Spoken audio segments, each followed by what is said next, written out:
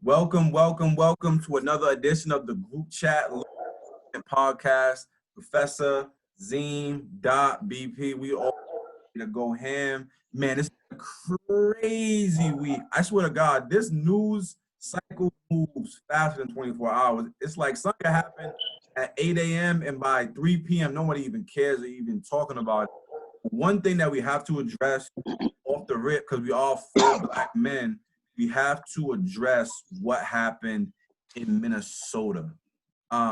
Obviously, a young man lost his life at the hands of the police in Minnesota. And it was brought to our attention by Stephen Jackson, who was it his cousin or his brother or just close? No, it was his friend. He's a close friend. They look alike, so they call each other twin.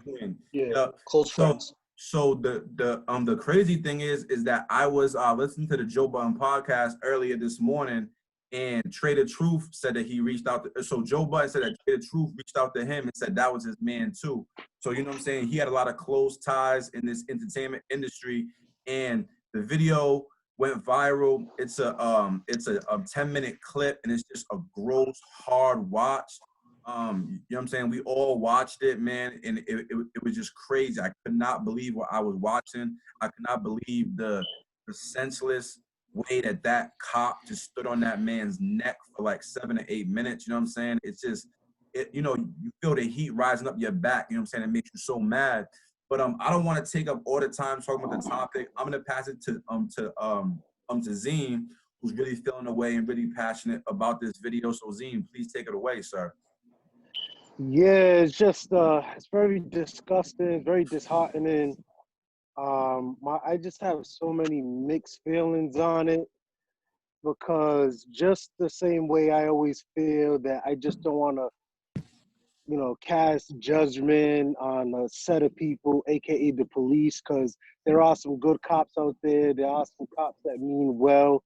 I just think systematically their thought process and how they view minorities, especially African American men, it was tough to watch and swallow. I was getting emotional, and I think where it hit home for me, I used to do a lot of wild stuff, and I got myself caught up in an incident where I was a victim. I was being shot at, high-speed chase. They thought I was the one doing the shooting. I told everybody around me they could leave, I could stay, because it was my Dodge Stratus, and I ended up crashing it into a house right near the Crusader building. I know I told you guys that story. And I got pounded on by the police and had to eat that L, and it was just like, damn, I wish somebody recorded it. And it was just, what really was touching me? It was the people that was viewing it. They're pleading for the man. And that guy's nonchalant of, he's a criminal, because that's the new term now. They don't call blacks no more. They don't justify it by saying African American. They just automatically justify blacks as criminals. And the way that cop had his hand in his pocket, just nonchalant, no care for life, it was disheartening. And the only reason why I say I have mixed feelings is I do have a close family member who is a police officer. And I know he does good for the city, in the district that he works in. But systematically, I just think, it's just wrong. It's tough to see, to actually witness a murder live on social media, and knowing that was just one video take. Imagine all the ones that are not being captured around the corner. I'm gonna let everybody else chime in, and I'll come back in, but I just want to know that it's tough, man. Like, this is something that unifies our culture, but I just don't want, especially this one, just to be a hashtag and we move on. This is something that we really, really got to come together and strategically think of something of how we could. I don't know, man. Trust me, I am black as hell, and it just hits home, man. It hits home. Well, Zeem, before we pass it to the other guys, just really quickly reading. Well, I did read that the reason officers got fired so fast is because there was legislation put in place in 2016 during the height of the Black Lives Matter movement that made it so that actually it's a violent act, and cops who watch him and don't stop him are also, judged and fired. So that's why those 4 officers were fired. And honestly, that's great to hear, and that lets me know that, you know, social media, even though people use it for fun, leisure, and make money, it could do some good. But between, you know, George Floyd, what's his name? George Floyd, George Floyd. Ahmaud Arbery, that Central Park with the ladies screaming, he's black, you know, Amy he's gonna Cooper. attack me. Those, Amy yeah, Cooper. it's just sad to see. And like I said, I'll come back, but I'll just gather my thoughts. It's very sad. Obviously, it's disheartening as a black man in America. Obviously, we've been through this similar situations before. This is not new to us, but I think the most unfortunate thing about this is I think us as Americans are getting too used to it, if that makes sense. And it's happening more often than not. I don't know if it's happening more often, or is it the fact that we're catching it via video or social media more often. But I just think it being so much in our face now is kind of desensitizing us. And I can't speak for my counterparts and my Caucasian, our Caucasian watchers or Caucasian people in general, but I think, again, it being so much in our face is becoming a norm. And I'm just afraid that this norm is going to affect our children. It's going to affect the next generation of kids, students, and thinking that, again, going back to the thing what happened with Arbery when LeBron said we are literally hunted, while I think his words were a little strong, I think the concept was on point. And I think sometimes us as black men and being black professionals, I think because of the position that we're in, all being college educated, all having good jobs, we sometimes feel like we're invincible from these same things. And that's a harsh reality that anytime we leave our door, anytime we get in our car, that we could be a victim of this. And again, it's unfortunate, it's disheartening. Again, I'm at a loss for words. Like, I'm just tired of seeing it. Honestly, once I did see the full video, like, I've kind of just been trying to stay off the internet all day. Like, I'm tired of it, man. Like, I don't want to see it anymore. Like, I don't want to see the comments. Like, I don't want to see comments. I want to see tangible change. Like, how can we change this? And going back to what Zeem said about the cops being fired right away, like, that's cool and all, but that's a token situation where we're using their being fired as a token to justify not being okay, but murder. to give us something in return for this man's life, and nothing will ever equate to that, ever. And I don't know, it's just real disheartening, man. I'm at a loss for words. I'm just tired of seeing this shit, man, to be honest. Yeah, no, I agree. Like, I'm not gonna just repeat everything you guys said. Like, obviously, like, you know, it sucks to see it.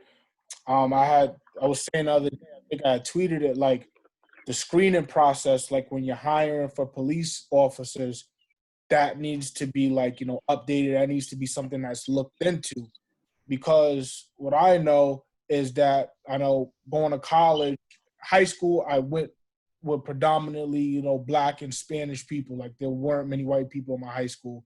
Went to high school in the Bronx. College, it was like you count on your hand the amount of, like, you know, Black people per class. Bobby can attest to that. And I just know that, like, you know, certain kids being from certain environments that happen to be Caucasian, or certain people in general, they just have a perception of, like, you know, certain environments. Like, you know, And they don't know.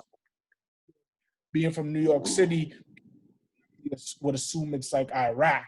You know what I'm saying? Or, like, you know, sometimes listening to certain music, you may think Chicago's like in Iraq, where the most dangerous things is happening in Chicago. It's like so small.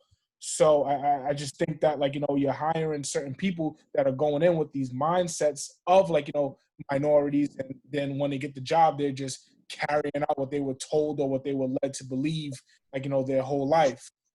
And PP, I know you said a little earlier, like, I wouldn't say that the word hunted is harsh, because I think that's really what it is.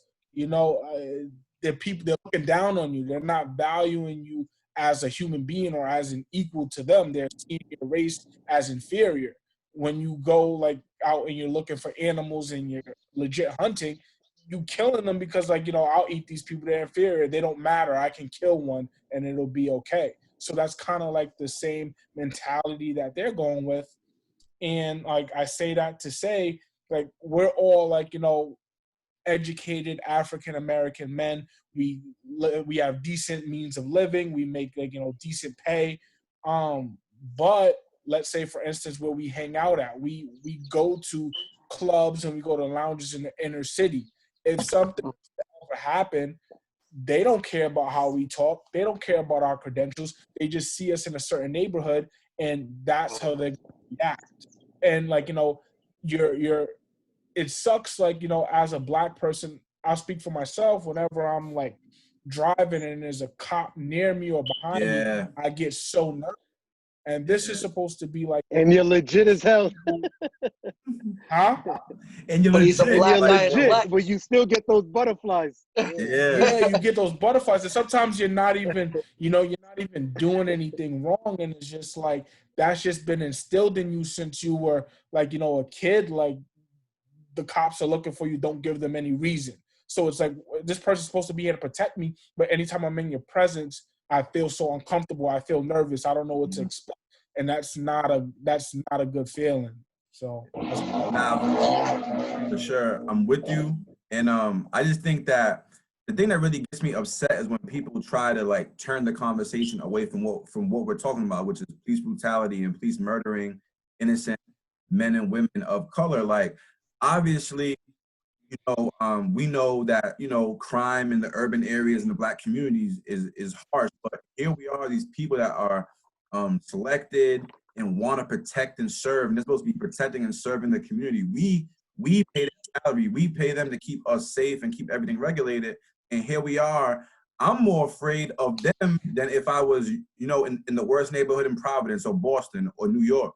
You know what I'm saying? Like, I've never gotten that feeling that Dot's talking about in the pit of your stomach, where you're like, oh man, like, damn, I feel like something could happen, because you know that no matter what happens, you're ultimately powerless, and if it's their word against yours, no matter how much clout you have, no matter how much credentials you have, it's still gonna take their word over yours, even though you live your life correctly the whole way. And that's why it's like people try to play like respectability politics. Oh, if we just dress the right way and talk the right way and don't get tattoos and don't get in trouble and don't do anything wrong, then they can't do anything to us, when in actuality, that's not true.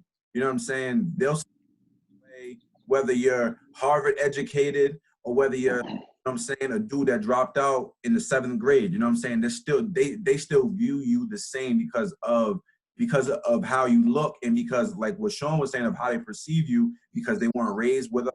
They weren't, you know, they didn't go to high school with us. They didn't go to middle school with us. They didn't play basketball and football and baseball with us. You know what I'm saying? They didn't hang out with us. They didn't go to the same all ladies nights at Barry's with us. You know what I'm saying? They don't know us. You know what I'm saying? and just to kind of, I'm sorry, Josh, you still going? Not all you. I think it starts like in like certain inner city communities. It starts like just that fear they put into us, that not to like be respected and to kind of fear them. It starts so young. So like I always say, I'm from Harlem. I went to Our Lady of Lourdes. That was the elementary school I went to, and I won't say the kid's name just out of respect. I don't know if he'll ever watch this, but I just won't say any names. So me and my friend, after we would get out of school, there would be a corner store directly across the street from Our Lady of Lourdes on Convent Avenue in Harlem. We went in there and we used to didn't got no money, so we would go in there and we would steal quarter juices. It used to be 25-cent juices, and you could get like 25-cent bag of chips. We would steal those. So we got away with it one time. So the one time I actually don't steal, the friend I'm with does steal, and I guess whoever the guy working in the store had been lining us up, and eventually he like kind of like pulled us and said, "You guys are stealing." He actually calls the police. My sister at this time happens to be in about, I want to say 7th or 8th grade. She's going off on the guy. Let my brother go. He wouldn't steal. Da da da da da. He keeps us there until the police officers come. The police officers check my bag, check me. There's nothing in there. I didn't steal anything. But my friend happened to have stuff in his book bag that he had stolen from the store. I believe if this was a more suburban community, the kid would have got a talking to. Listen, don't do this. We're going to tell your parents, and he's going home. Because it's Harlem, and mind you, we're going to Catholic school, so we're not even in public school at this time. So we're going to Catholic school. They take the kid in the car. And years on down the line, I don't know if that was the reason why. The path he went on versus the path I went on, it's like left night and day. So that's just saying, like, what if I would have got caught that day, just being in second grade, like just doing something I should, even though it's wrong, but the way in which they handled it at the age of 6 and 7 years old, it was a little unnecessary. And I don't think they realized that certain stuff can traumatize, and like you can traumatize to the point where you're so scared where you never do it again, or you can get traumatized to the point where you're so angry that you just want to rebel towards everything. And that's where I don't think they understand that, like, our communities, we're people, we make mistakes. We're not perfect people. Just because we do something that's not always right, that doesn't mean we need the most vicious punishments. That doesn't mean that we need to be treated in such a way that you wouldn't treat your own. So that's kind of just wanted to add. Zeem. And then that's where, hold on, Zeem, before you jump in, because I know you want to go, to kind of accentuate Dot's point, they don't see black men, black girls and boys as girls and boys. You know what I'm saying? And so if something happens in Barrington where kids are doing something stupid, boys will be boys, they're just roughhousing and playing around, blah, blah, blah, blah. And there's never any real consequences of those actions. Whereas you have a bunch of young black men or young black girls, and they're criminals, they're thugs, they're dangerous, they're scary. And that's kind of where it starts, where they don't view our 13, 14, 15-year-old teenagers as kids. They view them as men and women, and they're scared of them. And that therein lies the huge, huge issue. Sorry, Zeem, I didn't mean to cut you up. I had to get that in. No, that's facts. And my thing while I was just struggling like the last, 24 hours was just like, my sons, they're bright, you know what I mean? And as you guys know, I'm trying to teach them everyone's equal, everyone's on the same playing field. But then I'm like, I feel like that right there will be doing a disservice to them. I have to keep it real with them. Like I told them, I said, you ever get pulled over by a cop? Yes, sir. No, sir. I want my parents, sir.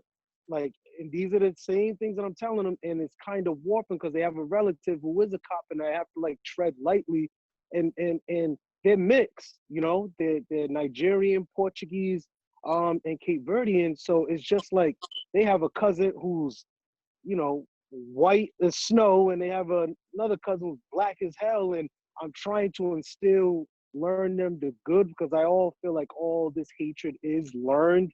You're not born with hatred, you know what I'm saying? And that's why I just been struggling, and especially in my profession where, I went to Catholic school, I got kicked out.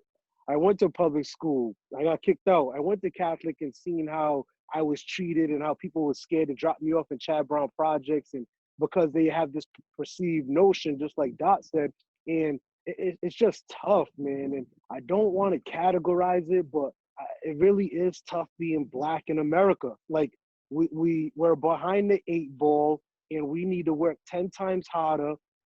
Yes, we all have the same skill sets, but we got to go above and beyond. You know what I'm saying? My name is Kazeem Omar Olawale Adedarian. You see that on a resume? You're like, what the hell is this? And then this guy better be a charmer. Right. And this is something that my mom taught me, like, nah, you got to make sure what's on that piece of paper under your name it's the Bible. This is why education is key. This is why studying is key. This is why certificates are key. And I don't know, man. I get this hatred in my heart, and it shouldn't be there. But then again, I feel like it's justified. It's like how I feel after I watch every slave movie, after I see every racism act. But I know I can't teach my kids that. You know what I mean? And that's why I'm just like, am I doing them a disservice? And I wanted to ask you guys on what message should I give, like, my sons or your students or your daughter, or, you know, Josh, I know you work with over thousands of kids in College Crusade. Like, what type of messaging to try to help the situation would you guys suggest? Let's let If I Bobby can jump in right there. Yep. Yeah, if I can jump in right there, because everybody knows I coach at Juanita Sanchez in Providence, and we're one of only 3 city schools in our whole division. So we're going to Westerlies, we're going to Burrowvilles, we're going to West Warwicks, we're going to Portsmouths. So anytime we're on the road, I tell my kids before we even get on the bus, like, we got to turn that on. I make my kids dress up for away games. They got to wear khaki, shirt, tie, polo, shoes, because before we even step into that gym, we're already down 10. 1, because we barely carry any fans with us, and 2, we got 1 white kid on our whole team. You know what I mean? So we're going in there by ourselves. We all we got, and people already have a preconceived notion about where we're from before we even step on the court. So I think when it comes to teaching young minorities, it's okay to say that. It's okay to be very frank with them that you got to be better than okay. You got to be better than good. You got to be the best of the best. And instilling that and putting that pressure on them, because you know what? If you don't put that pressure on them as a person that's in their corner now, when they get into the real world and they don't understand that's gonna crush them, or society is gonna crush them. And Bobby, that's great points, but what gets me so angry, that's whack, man. I should go to freaking wherever I want to go with my do-rag and my pick in my hair, and if I have J's on my feet, if I got 30 chains, that doesn't mean you're better than me. Like, and you're doing the right thing, because you are preparing them for the real world. Unfortunately, that's how it is. I just think it's so effing whack, man. Like, you know what I mean? Like, and you guys know, I take my earrings off before I go to work. No, if I have piercings, I want to wear my earrings. In that same boat, bro. Like, we all gotta do the code switch. Like, you gotta take your earrings off. Like, we're all different people from when we're home, from when we're in the workplace. So code switching happens all the time, bro. That's not something that just happens because of high school basketball or because of our surroundings. It's the corporate world. It's the world around us. You know what I mean? We live in New England, where it's just, it is what it is. But I did want to touch on one question I posed to you guys earlier about like police and bigotry. Do you believe that police come into the force already bigoted, or is it like an institutional bigots within an institution? Like, is the police force a bigoted institution? I think that Dot had a really good point. I would like him to share that point that he had said in the chat earlier today. Yeah, I think it's a little bit of both. Like I said earlier, like if you've been taught a certain way, or like view a certain people a certain kind of way, like, oh, like, you know, black people, they'll rob you, they're real big, they're like so athletic, you're gonna naturally be scared. So imagine if you, like, you know, and I've been seeing on social media a lot of people been with this tweet, or like, you know, this post. It takes 7 years of schooling to become a lawyer. It takes X, Y, and Z amount of years to become a doctor. To become a police officer, you really got to be in shape. High school diploma. In 8 weeks. So how much training are you really getting? So like, and no offense to anyone, but a kid that grew up in Narragansett, it's not going to know how to talk to people that live in Providence. Someone that's from, this joke, Schenectady, is not going to know how to talk to somebody in the Bronx. It's just 2 different communities. People converse different. People go about things different. So when you go into something that you're not comfortable with, or you don't understand, you either hate it or you fear it. And that's what leads. Like, in that video of George Floyd, the Asian guy, you could tell he knew it's wrong, but he knew. Tell his counterparts, listen, man, get off of him. He's so afraid. He's so afraid of the people recording him, yelling at him. You could see it in his body language. And I think a lot of these people, like, you know, we always talk about, like, you know, when you get into a fight, or like if you're like, you feel like for those of us who've been in a situation where you've been jumped before, or like you feel like something's going to happen, you either going to run like hell, or you just going to act so crazy to the point where like they feel like, and I think that's what's happening. They're so intimidated by us, and they hate us so much that they're just fighting us with violence. And I feel like, and BP, I'm gonna speak on Wheaton. Mm-hmm. For the most part, a lot of white guys, when you were tall and black or big, like maybe say They me, notice you off top. They ask you to play RP, my basketball. boy Brian Johnson, Anthony Weeks, who are like kind of bigger black men, they're gonna treat you so well. They're gonna always shower you with compliments because you have attributes that they don't feel that they possess for the most part. So to say that you beat a black man and were able to beat this black man up, or you was able to have this advantage, that makes some of them feel so good about themselves. So I think that plays a role in it. But also what I believe is, like, I think just the culture of policemen is told to view certain areas and certain people a certain way. Um, and I think that if you're there long enough, if you're not like, a strong-minded person, or if you're a person that wants to keep your job, you're naturally gonna adapt to that, like, that culture. Like whoever is your person that's like training you or showing you the ropes, if that person believes a certain way, he's gonna teach you. And then you're gonna bring that person, you're gonna take that same information and show it to another person. So it kind of trickles down that way. That hopefully that question.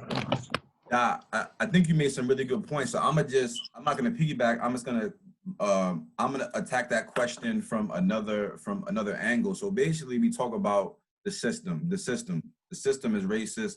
The system is is white supremacist.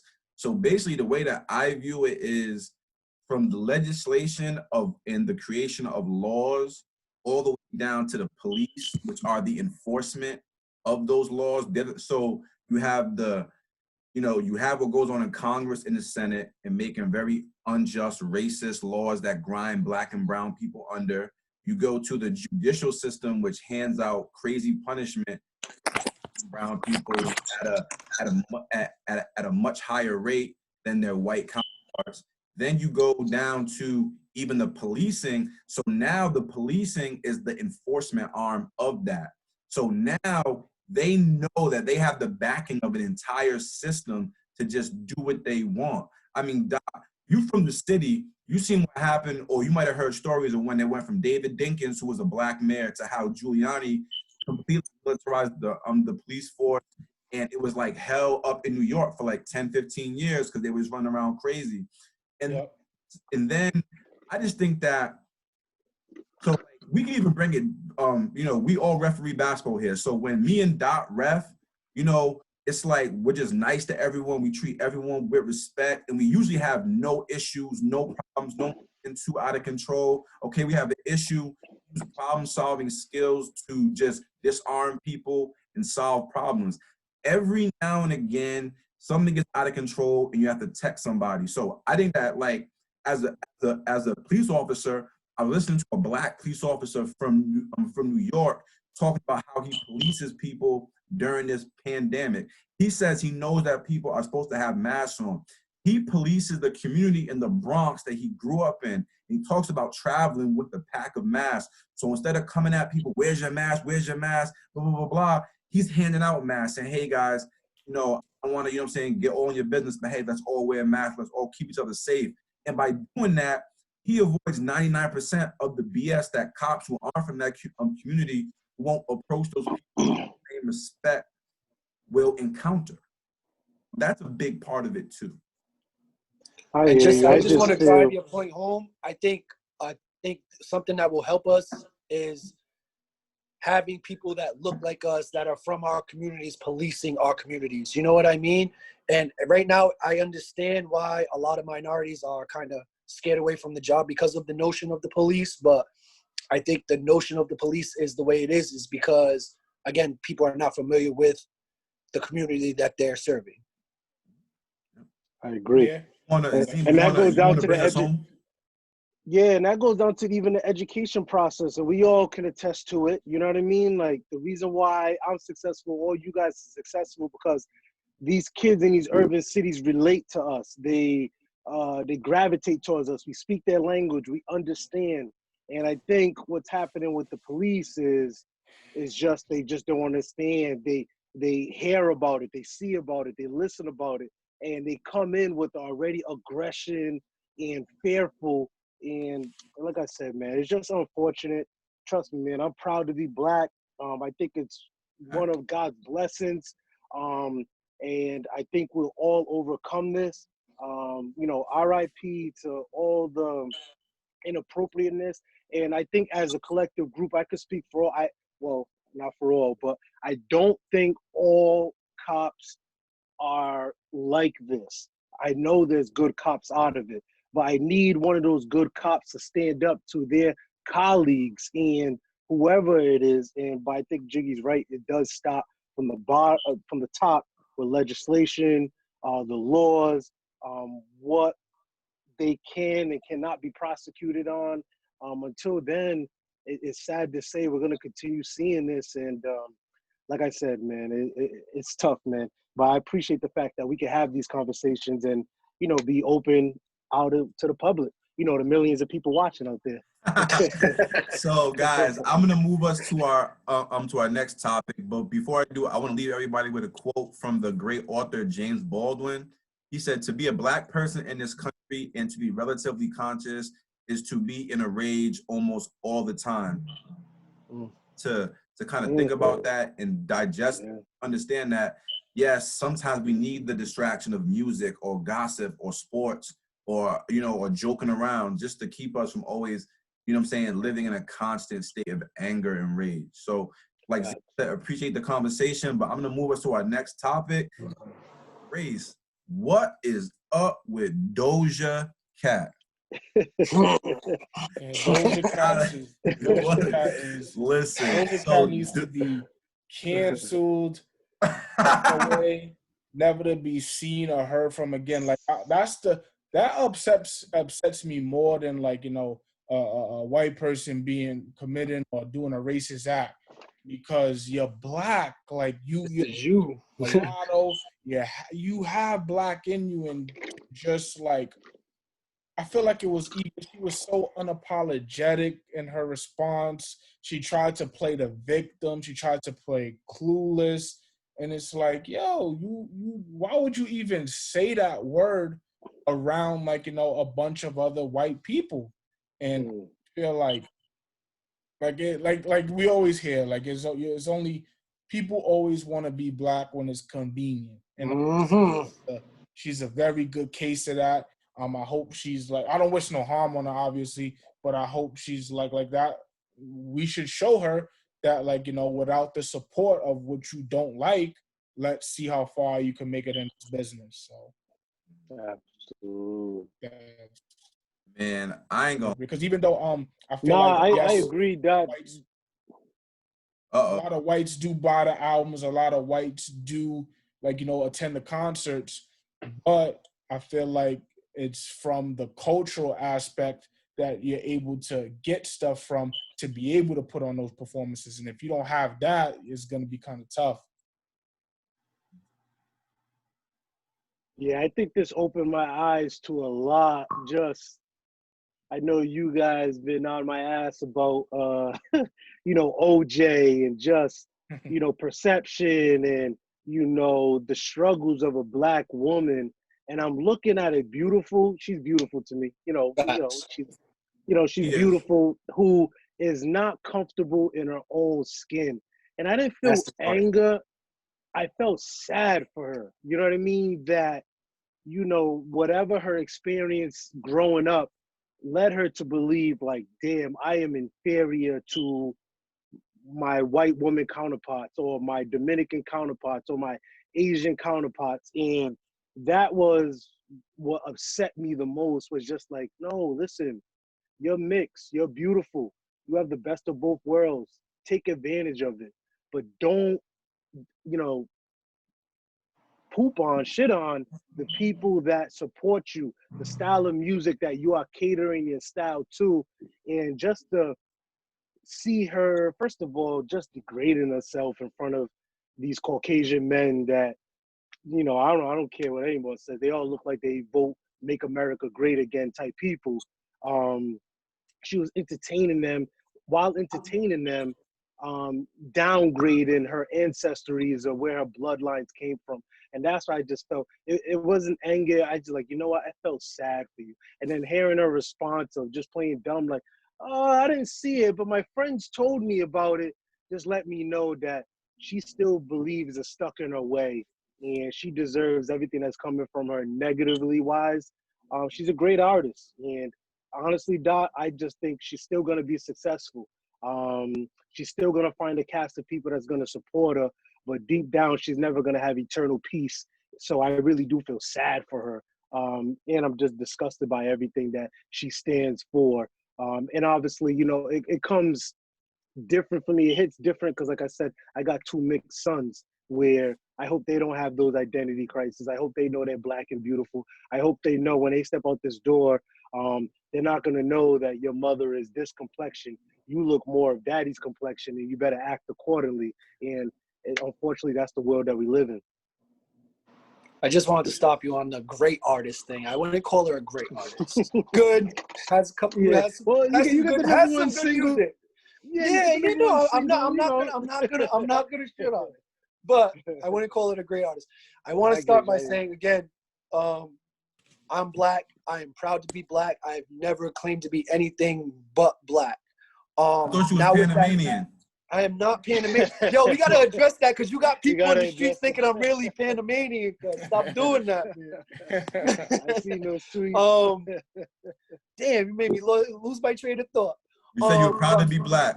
I'm proud to be black, but going off what Zeem was saying, I got the vibes of like her entertaining her chat or entertaining the people that she was around. And I think in the midst of her trying to entertain, again, she belittled herself, she belittled her background. But also with that being said, I think this is an identity crisis that maybe Josh could speak a little bit better to it, that mulatto people do have to deal with. You know what I mean? I'll go prime example. Me and Sean went to college with a young lady who was half black, half white. Skin was the same color as mine, but would not hang out with anybody of minority descent. All her friends were Caucasian. If you were to speak with her on the phone, you would think it was a Caucasian woman. If you heard anything, like if you just seen her around, she would not claim herself as black. And I'm not mad at that because, again, you have both races in you, but you can't downgrade half of what is half of you.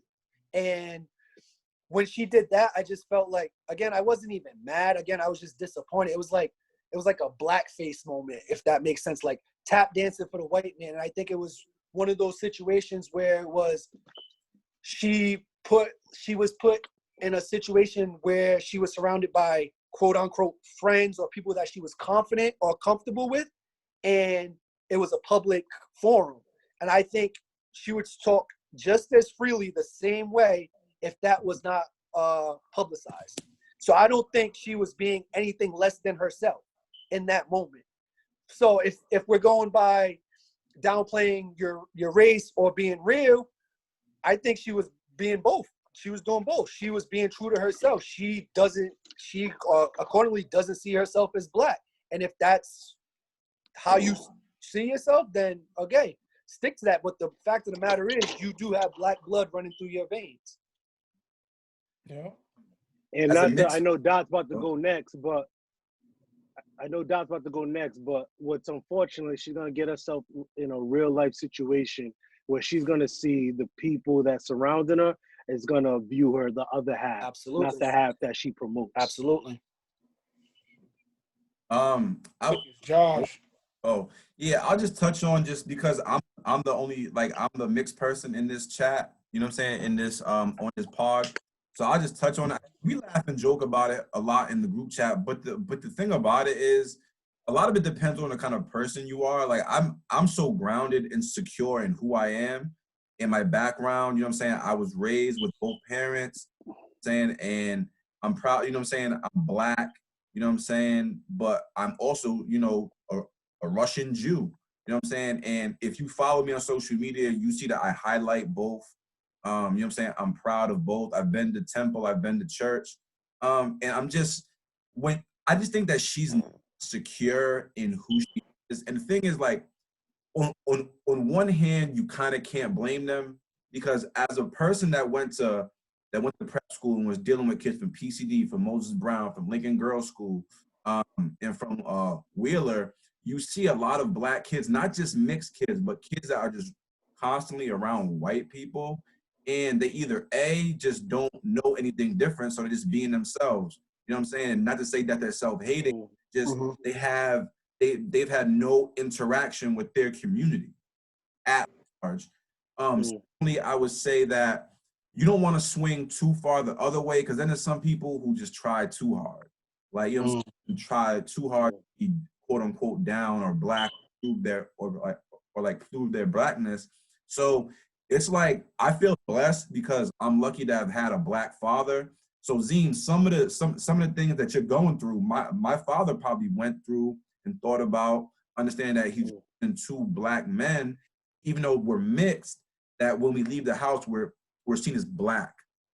So give us a firm understanding of what it was to be Black in America. He made sure that we played sports, Holy Name, Vincent Brown, East Side, you know what I'm saying? Making sure that we were able to mix and mingle with kids in our community who look like us. So we wouldn't be like, you know, clamoring for that acceptance from Black people. Like, oh, wow, we've been around people, we want to be like them, but we don't know how to be like them or just how to act and be normal. And making sure that we don't see white as just right and better, and seeing that, you know, white ice is colder. You know what I'm saying? Like, there are some people like that. And I think Doja Cat falls into that category that thinks that white is better, white is right, you know, white's smarter, white's more beautiful, white is what you want to be, what you want to aspire to be. I think that Doja Cat is, you know, is gonna learn a hard lesson over these next few months. I know that behind the scenes, there's a lot of people working to clean up that image, because she is, I would say she's a great artist, but she is a talent. She could sing, she could rap, and she's very creative. You know what I'm saying? No artist is perfect, but I don't subscribe to her beliefs, and it was very disappointing to see how she acted, especially after she got caught and was trying to downplay it. Like, hey man, like Sean says it, you say it, Bobby says it. We know that white kids stream this music. They buy the merch. They buy the, you know what I'm saying? They buy the tickets after our community says, yo, this is what's hot. You know what I'm saying? We've been setting the trend since, you know what I'm saying, since they broke the chains from us. You know what I'm saying? We decide what's since Chuck Berry. Since who I'm saying. Since who Elvis Presley Chuck stole Berry. the style from? Was it James Elvis Brown? Presley stole Chuck from Berry, Little yeah, Richard. Stole Stole from Little Little Richard. Richard. Yeah, that's what it was. It's been Him going on and since Pat then, Boone. yeah. So, Him and Pat Boone. and They would Doc, take the whole. Doc, not to cut you off. I know you're gonna go next, Doc, but it's funny when you say like take your kids to like the hood to play, because it's funny. I took DJ plays Fall River League over here. He's busting ass. We're getting trophies. You know, I'm looking like coach of the year. I bring him to his cousin Malachi's birthday party.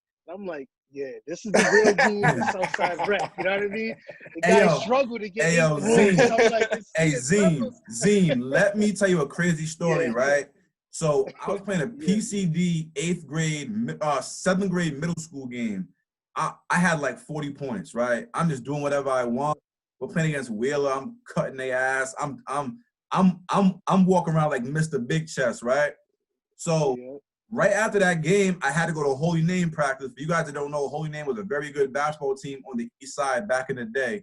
And rest his soul, I was cruising to the basket like I was in the PCD games, and Bubba Tuck, God rest his soul.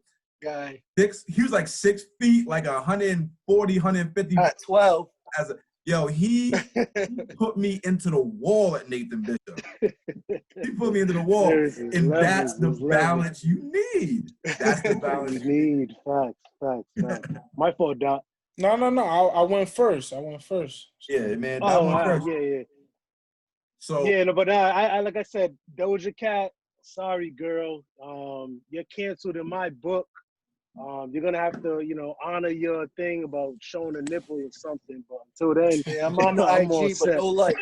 I'm on the IG, but no Yeah, likes. no likes. I'll scroll past you, but I'm all set. And I think a lot of black women, especially when she touched on the texture of hair, Yeah, Oh, on that's a man. very shit. sensitive subject. I know you don't talk about a woman's weight, hair, or outfit, and she slashed that, especially with the hair texture. And you know what? Do you, boo boo? And I think I pray for her because, like I said, it is a lot of self-hate, and she found her self-worth by entertaining this type of demographics of men. But it is what it is, man. I can't wait to see what comes out of it because I hope it's just not a trend. I want our culture, the black Twitter, like we discussed last week, to stay on our ass. You know what I mean? Yo, so speaking of who should be canceled, who should not be canceled, should we just start ignoring Daniel Hernandez, aka 6ix9ine? You know I have to start with Zeem. Should we just start ignoring? No, I don't care what you guys say, man. Since 6ix9ine been out, listen. I want to let you guys know. Every rapper has like a PR person. They have somebody who, once they tweet or text or post a picture, they review it and then they give that artist a phone call. A lot of those people who are checking for the artist are saying, keep it up. Your name's in the headline. I believe in that cliche of regardless or is good press or bad press, all press is good. And that, when I went to school for marketing, like that's what they preach, that's what they teach.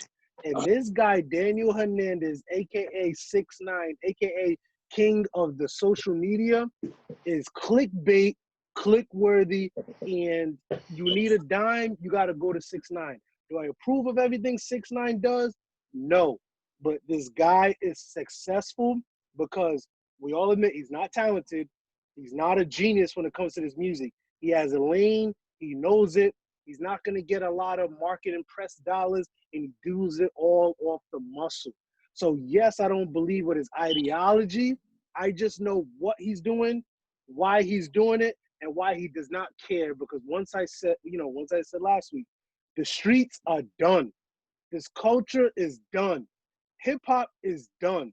I watched a great piece with academics that Wayno was talking about.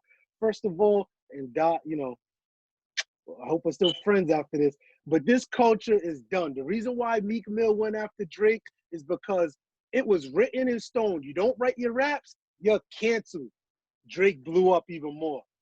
You wear a dress, show any type of fruitiness. Young Thug did a whole album cover of that, and he's one of the top gangster rappers. You, homophobic, there's no gays, whatever the case may be.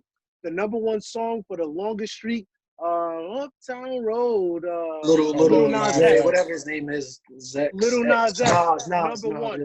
All these hip hop culture is done. And you guys already know how I feel about Eminem, Little Dicky, Machine Gun Kelly, the best rapper out right now, sales-wise, Post Malone. The culture is done. It is like we just have to let go of this notion of the golden years. It's done. It's a myth, man. So it's either you accept it or sit back and just get irritated. Uh-oh. Go ahead. I'm kind of like 50-50 on that. Like that's what Josh was saying a few weeks ago. You kind of live in the now. Like you got to remember that what we see Young Thug doing, Andre 3K was doing that. He was doing that, like, kind of like not normal gangster rap kind of stuff. And then Post Malone's the highest selling, artist right now. But a couple years ago, Eminem was that, and he's white. So you just kind of living in it, really kind of repeating itself. I agree. We've never seen a case like a 6ix9ine, but back then it was different. It wasn't like, any Instagrams or any Twitters and really stuff like that. So I'm sure in 96, if Instagram and Twitter was popping, Jay-Z would have probably had to do certain different approaches than we're used to. I agree. I don't think 6ix9ine has tenure in this game. I don't think he has a 20-year career, but I believe he knows what he's got. Whatever it is, he has it. He knows how to get people into attention. He's very funny. Like, you know, rappers know, like, let me go start something with him. Let me go say something about him. That's gonna some certain kind of buzz. Like You call that clout chasing. yeah, G Herbo fell into the trap last week, so now he's on G Herbo.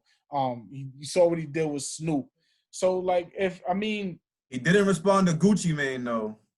he didn't respond, but I don't think that Gucci did I don't a really little think weak this. stuff. I don't really think there's a rapper like in 2020. Gucci told it what it was, boy. Yo, he didn't I ain't gotta listen. move. Listen, there's real violence. There's not, but Josh, you say Come that, but it's on, 2020. man. There's no real, nothing could happen. He's right now until August. He's the most watched man in probably in the country right now. Until August. But even after that, if you do something with 6ix9ine, you signed your own ticket to jail. Like you really Right. can't. It's not like that no more. There's nothing anybody could do. If anybody were to do something, it would have to be like a random person that was just so invested in it. It could never come from another rapper. Right. It's different times. Those stuff. Why would you incriminate yourself? Like, you're just gonna incriminate yourself? You're just gonna put yourself on camera? Oh, look, I jumped a federal informant. I didn't take your 10 years that come with it. Like, is it worth it? Like, you get clout of beating up 6ix9ine? I think that it sucker puncher. What's gonna happen? I'm interested to see what happens when quote unquote outside opens up. Because the reason why I'm interested is I want to see what happens. Even let them in the festivals. You know what I'm saying? I don't know if they even let them in, but if they do, mixing around with everybody. You know what I'm saying? With everybody. So that'll be kind of interesting. I think that I find 6ix9ine because he's just a wild dude, yo. He's just a wild dude. Like, he don't care. Like, he said that G Herbo got herpes. He's showing Snoop Dogg video cheating. Didn't say nothing about Gucci Mane yet, so that's still, you know what I'm saying, yet to be seen. But I just think that a lot of these rap dudes like should just ignore him. Like, yo, I just want to know, Kazeem, are you gonna stand with Meek Mill versus 6ix9ine? That's all I want to know. Who are you stand? Yeah. He was talking black man this and black man that. This is what he was talking about earlier. With him? This is what he was talking about earlier in the chat. Listen, who you gonna stand with? I'm on your ass tonight. Who you gonna stand with? I'm gonna ride with Dream Chasers, but I advise Dream Chasers, stop chasing this dream of that you can affect Tekashi. You cannot affect Tekashi, because the thing about it, Meek Mill, unfortunately, he has a pocket. It's a large pocket, but it's small on the big spectrum. Does that make sense? Tekashi's 6'9", and the reason why people like a Dennis Rodman, I'm trying to think of somebody else. I get what you mean. They reach more demographics. Yeah, they touch more demographics where don't minimalize yours by this guy. I understand what Meek's doing. Meek's all about reform, getting people out of jail, and you see somebody like 6ix9ine who's profiting by putting people in jail, so he can't help it. Twitter fingers is just gonna go. But Meek Mill needs to understand that you're gonna fall into the trap. And Tekashi's trying, and I'm scared because Meek keeps saying June, Dream Chasers summer. Tekashi's just gonna troll and troll and troll, and it's gonna be a bad look.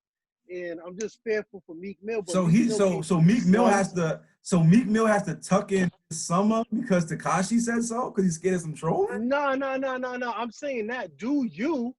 Just don't make your game plan around attacking Tekashi. It's a lose-lose situation. My mom always says, man, you can't rumble in the mud with pigs. You come out dirty regardless. You can win that fight, but before you win that fight, you're going to have mud all over you. You can't rumble in the mud with pigs. And that's what he kind of said. Like, is them feeding him. Like, think about it. Like, Gunna, Lil Baby, NBA Youngboy, Jay-Z. They don't mention them. They don't say nothing about them. Like, the reason why so everybody was going to listen to what his live was going to be like once he came home from jail. Mm-hmm. He was going to do that.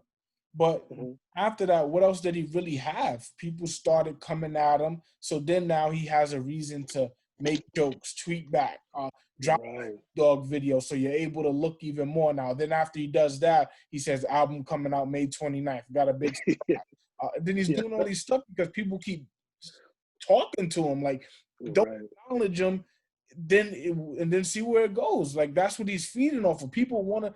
Nobody cares about that street life stuff. They probably tight to their face, but all in all, they want to see like him argue with Snoop Dogg. They don't care that Snoop's a legend. The young generation didn't grow up on a Snoop Dogg, so it's like let's let him see him roast this old dude, or let him see him go at it with Meek. Like it's just like, if you really want him to be over with, I feel like they should just act like his, at least from a rap standpoint, artists. If they don't mess with him, don't act like he exists.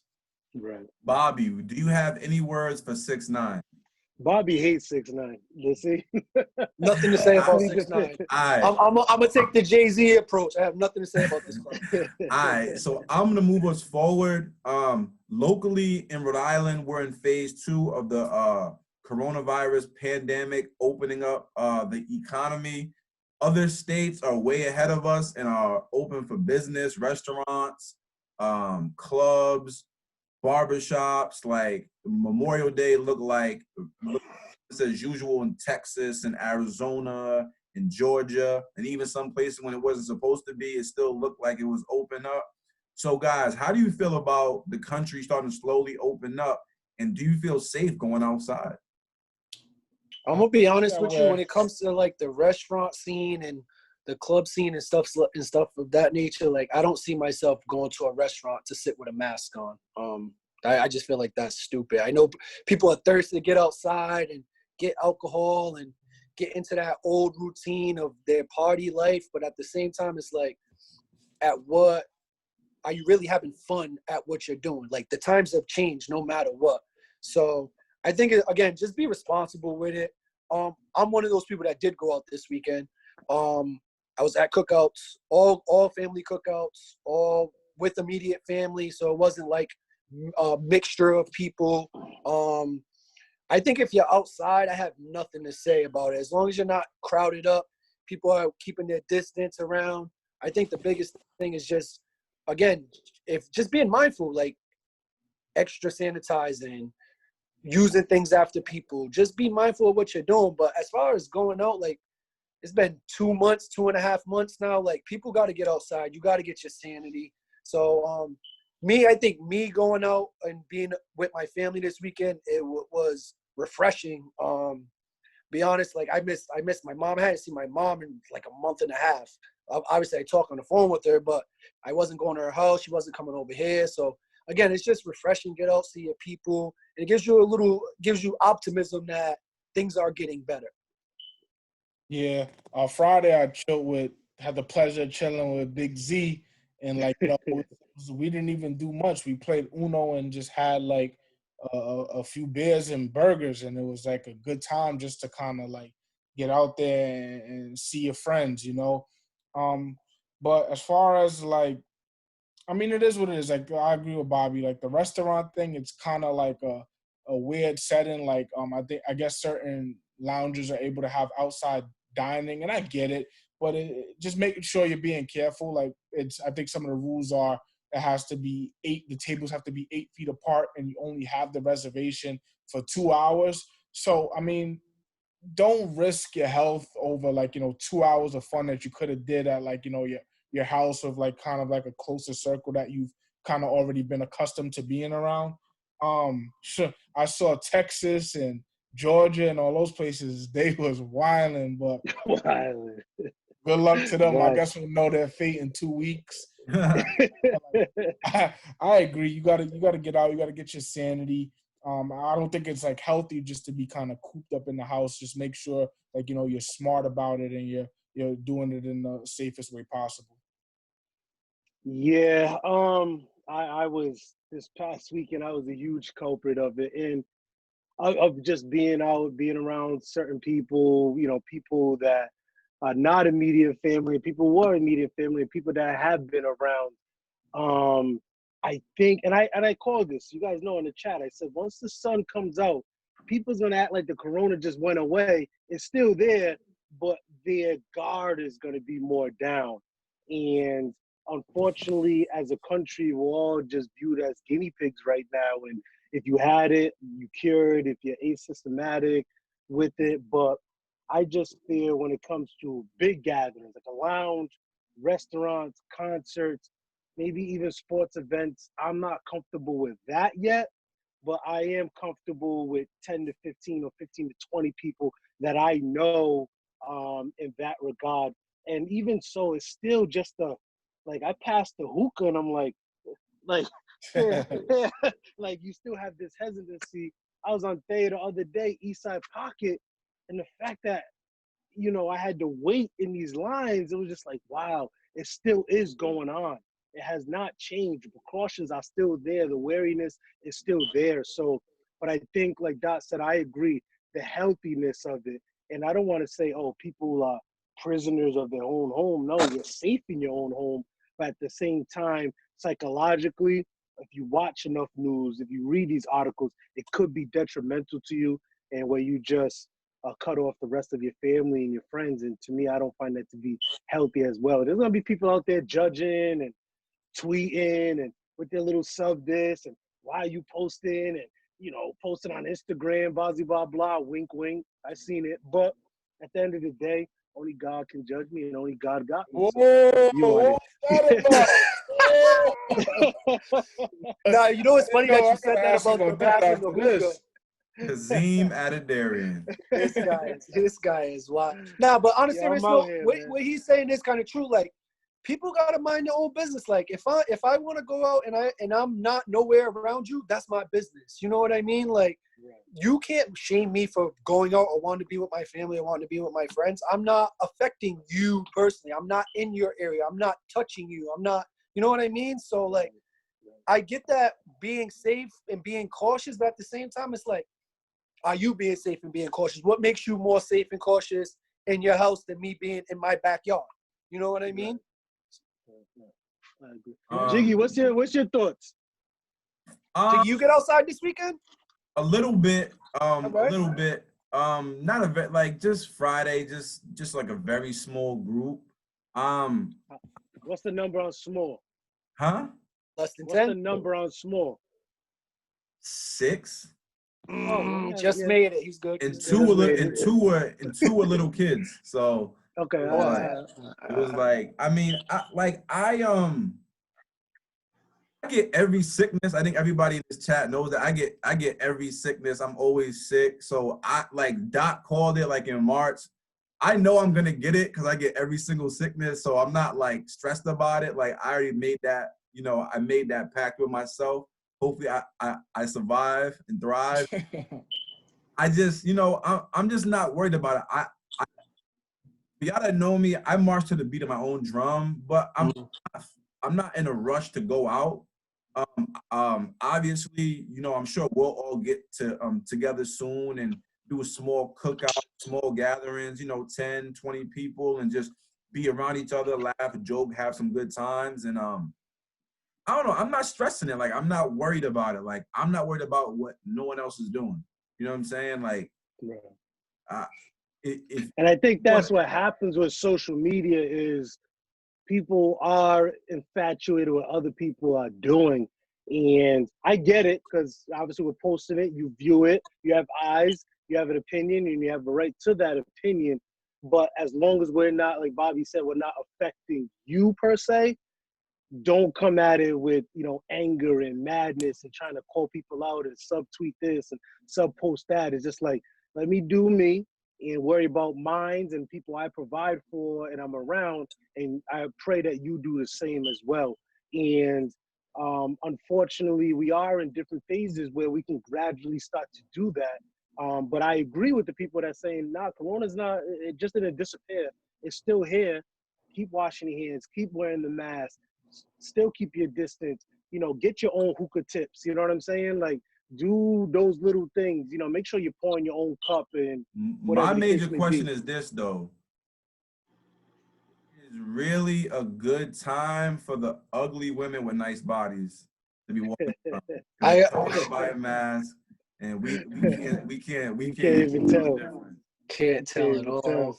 Shout out to all the The sun- butterheads getting a little bit of extra For love real. this summer. You know what I mean? You know what's funny though? It's like even though I'm at the cookout, it's like it's still weird. Like you know what I mean? Like I'm at my aunt's house and I want to give her a hug, but I'm throwing out the fists. Like it's weird still. You know what I mean? It's like, and like I'm talking to my uncle and he's talking to me, but he's getting a little close, so I'm backing up. And I'm like, you know, I'm like I don't want to be me, but I'm being mindful of it. You know what I mean? Right, like, right. but it's still like we're still like you're subconsciously still being cautious.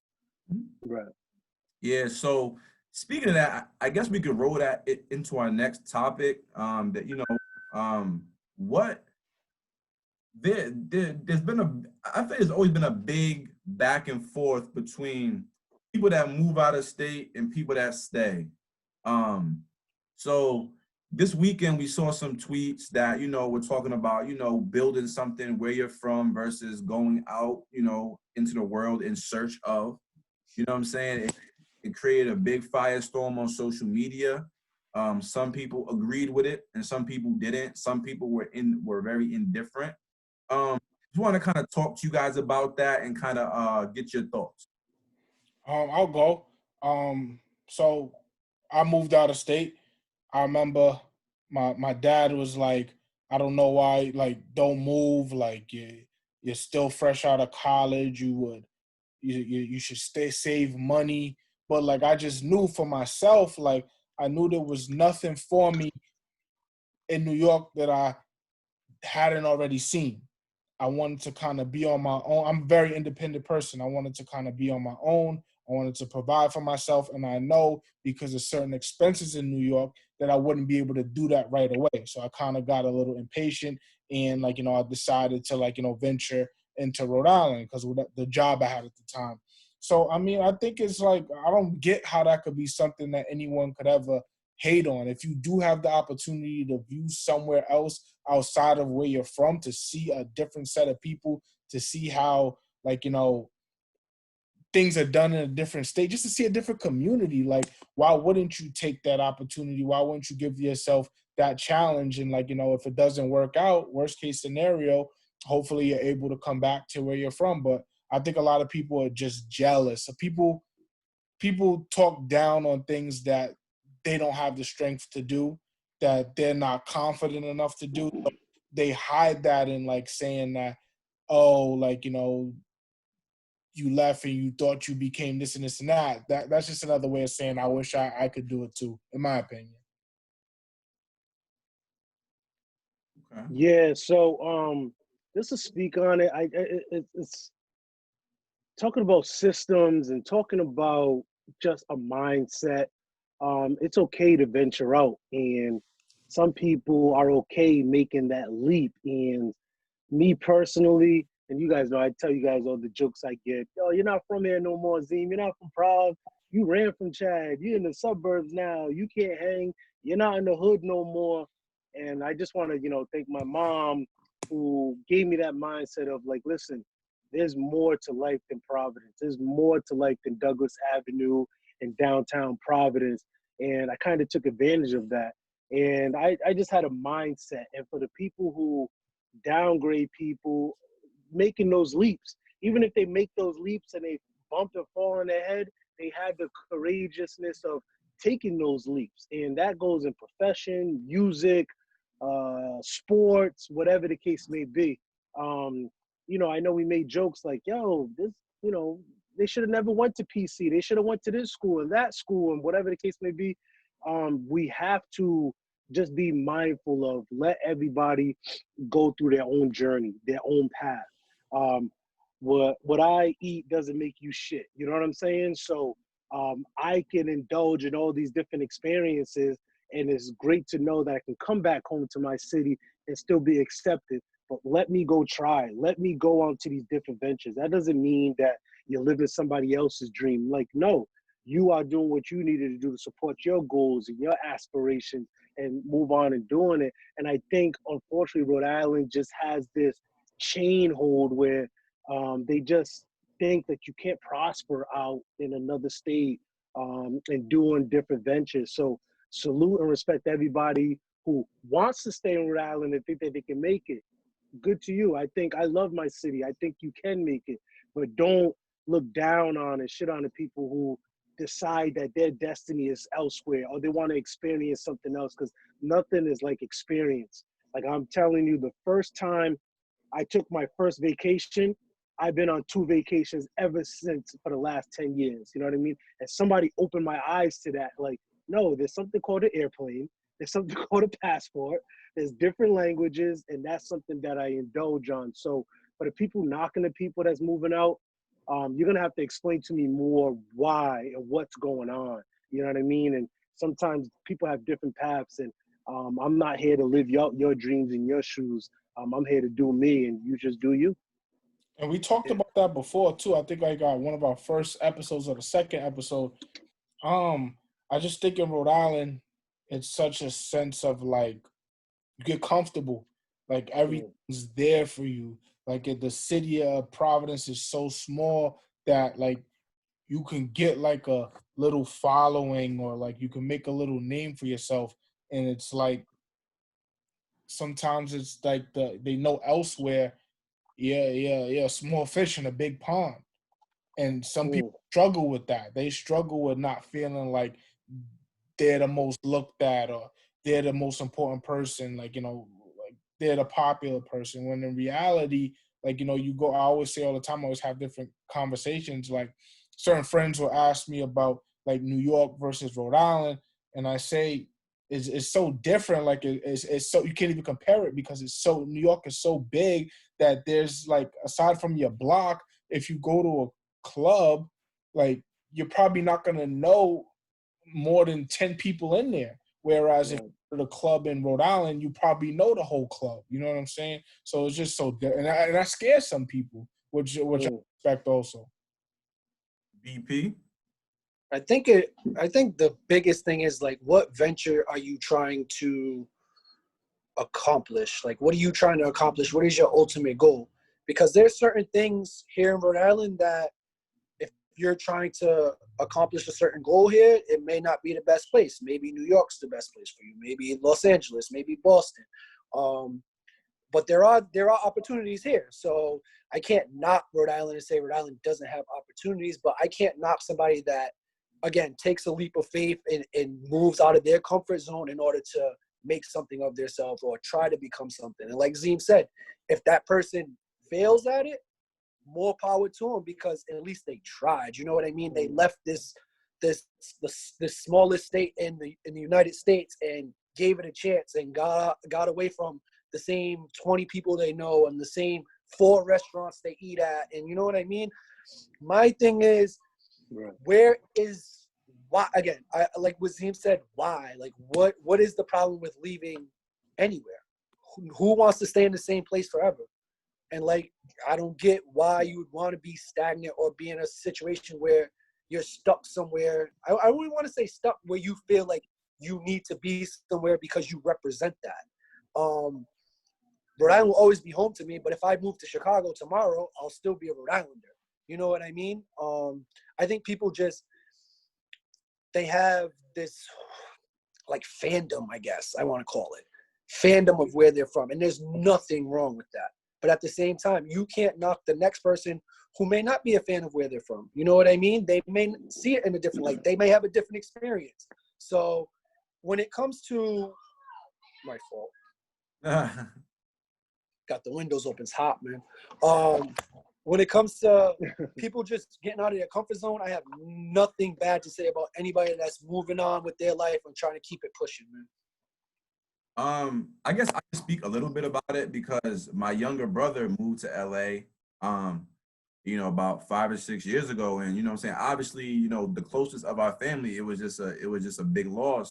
But like, sometimes people will speak on something and not always know why people do the things that they do, like Zeem was talking about. So, I don't like how people will try to talk trash about someone that moved to a different state. And I don't like how people who move to a different state constantly feel like they have to say something negative about where they come from, you know what I'm saying? And the people who didn't just move, you know what I'm saying? I think that's even cornier, you know what I'm saying? Because you're in a whole nother state, worried about what someone's doing back home, or like the rumor mill or the gossip of what's going on. I mean, what's worse than that? You know what I'm saying? So I would just say that a lot of it, like Bobby made a good point, is the industry that you want to work in. You know, if you're a teacher, Rhode Island's a great place to be and to teach and to work. You know what I'm saying? But you know, if you want to be an athlete or you want to work in the entertainment industry, at some point, sometimes Rhode Island can only take you so far. I'll speak on this person because they are a public figure. David Duke is a great basketball player, and he does a great job of highlighting the fact that, hey, I'm from Providence. I went to a Providence school. You know what I'm saying? I stayed home. But if we're being honest, he had to go to Mass to play AAU. You know what I'm saying? And he had to go to Mass to go to high school to get developed and get trained and play against competition that would make him better. And then he brought it back home. He did a great thing. He went, he saw, he played against all the best players in the country. This is a kid I saw as a 12-year-old in 7th grade and saw all the steps he made to become who he is. You know what I'm saying? He's an NBA prospect, and that's great. You know what I'm saying? So I don't think there's anything wrong with that. Just to bring it back to my own situation, to my younger brother, you know what I'm saying? He's out in LA, you know what I'm saying, working for RCA Records, having a great time, you know what I'm saying, living out really his dream and my dream. Because if anyone knows me, knows that I was a DJ in college. So college. Drew took that and took it to the next level. You know what I'm saying? But if you remember, Tough Tunes here in Providence. Also, too, think about this, right? He along with Kev Martins started Bond at URI, and Bond is still going on right now and thriving. So he added something to his home state, left the legacy, and said, "Hey, you know what? Let me go try something else." Just like there's a girl that everyone talks about that moved to Miami, and she's going out and she's done her thing, and she's making money and making moves. There's a lot of people that move out of state and do great things, and you know what I'm saying, more power to them. So you talking about all that Val? Yeah, Yeah. So, you know what I'm saying, she moved out of state and doing the thing. You know what I'm saying? So a lot of people are doing great things out of state. And, you know, I salute them because I wouldn't be the person I am today if I didn't go out of state to college, meet new people, mingle with new people, and learn about a different way of living. You know what I'm saying? So if you want to stay here, great. I stay here. I love it here. You know what I'm saying? But I don't know if I want to stay here forever. You know what I'm saying? So, you know what I'm saying? I have no problem with testing opportunity, man. Like I don't get it. Like it's opportunity. Mm-hmm. I just know comfortability can be a disease at sometimes. Complacency can be a disease at sometimes. And I respect people who take the leap of faith. But I think, Josh, you brought up a great statement as well. The people who do leave, the ones who find themselves, you know, shitting on Rhode Island and what we have. You know what I'm saying? Because I feel like if you're a hustler, if you're ambitious, if you're driven, you can make it anywhere. You know what I mean? If you find those right opportunities. So regardless if you're here, do you. You know what I mean? Get your coins up. Get your revenue up. Support yours. If you decide to leave, do you in that state. You know what I mean? There ain't no need for the back and forth, the slight, the slubs, you know, the subs, tweets, and, you know, the post and all that. Because at the end of the day, everybody is their own brand and their own entity. You know what I'm saying? And all of us in this group chat right now, we're our own brand. And I will never talk down on somebody else trying to build up their brand as they see fit for their life and their personal goals and dreams. All I can do is support. I don't know, you know what I mean? It takes too much energy to hate on somebody or look down on somebody or feel like, oh, you helped them on the grind, now they turn their back on you or vice versa. So it is a very touchy subject because Rhode Island nationally, it just looked down upon. You know what I mean? Like I travel everywhere. I say Rhode Island and I'm like, you know what? Just Boston. Boston. You know, at least they know the area. I just say Boston because they, you know, it's just not looked upon. So when it comes to athletics, when it comes to music, when it comes to entertainment, I do believe there's only so much you can do, you know what I mean, in this small state. But why can that small state still support you when you try to bring a better light to it? Like somebody who I love and respect so much, I don't know if you guys. I think we all watched it. Flawless. All right. You know what I'm saying? Oh yeah, He went on that. He went on that Netflix show and held Shouted it out Rhode down Island for heavy. Rhode Island. Yeah. Heavy, and he is working his butt off to try to put the city on the map. He could have But went in. I will even say this, Zeem, like I don't feel like the people that do leave Rhode Island that do get a certain level of fame or publicity, Success. I don't feel like those people shit on Rhode Island or don't claim that they're from Rhode Island. You know what I mean? That's why I seen some tweets. I don't want to name the girl. You know what I mean? When I was in my Twitter engagement a couple years ago, people used to come at her hard, but I wish I knew her freaking Twitter name. You know, I ain't never scared. Little Cape Verdean chick. I want to say she's from Kentucky. I don't know. I don't want to. Well, I don't know, but she was a little Cape Verdean chick, little short hair. I forgot. And she used to. And I just remember people used to just go back and forth with her every day. And I'm just like, yo, let her do her. She probably telling the truth. She's probably capping. It doesn't matter. Like, you know what I mean? Focus on what you're doing. And that's what social media ends up, you know, pinning us against each other. And we all come from the same place. So I hear you, Bobby. You're right. The people that we know, they don't do that. But I swear, I'll get back to. I'll put it in my. They're out there. They're out there. We believe you. We believe you. They're out there. So let me just move us forward to our last topic, and we can't podcast and not talk any sports, especially NBA.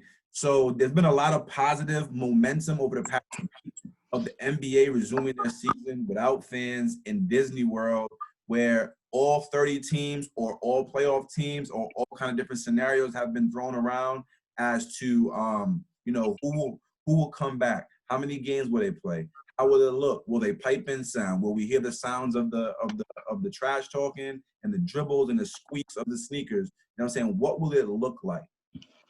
So I know I'm missing the NBA like a crackhead, like and let me tell you something, I was ready to go up top with the trash talk this year with the Lakers.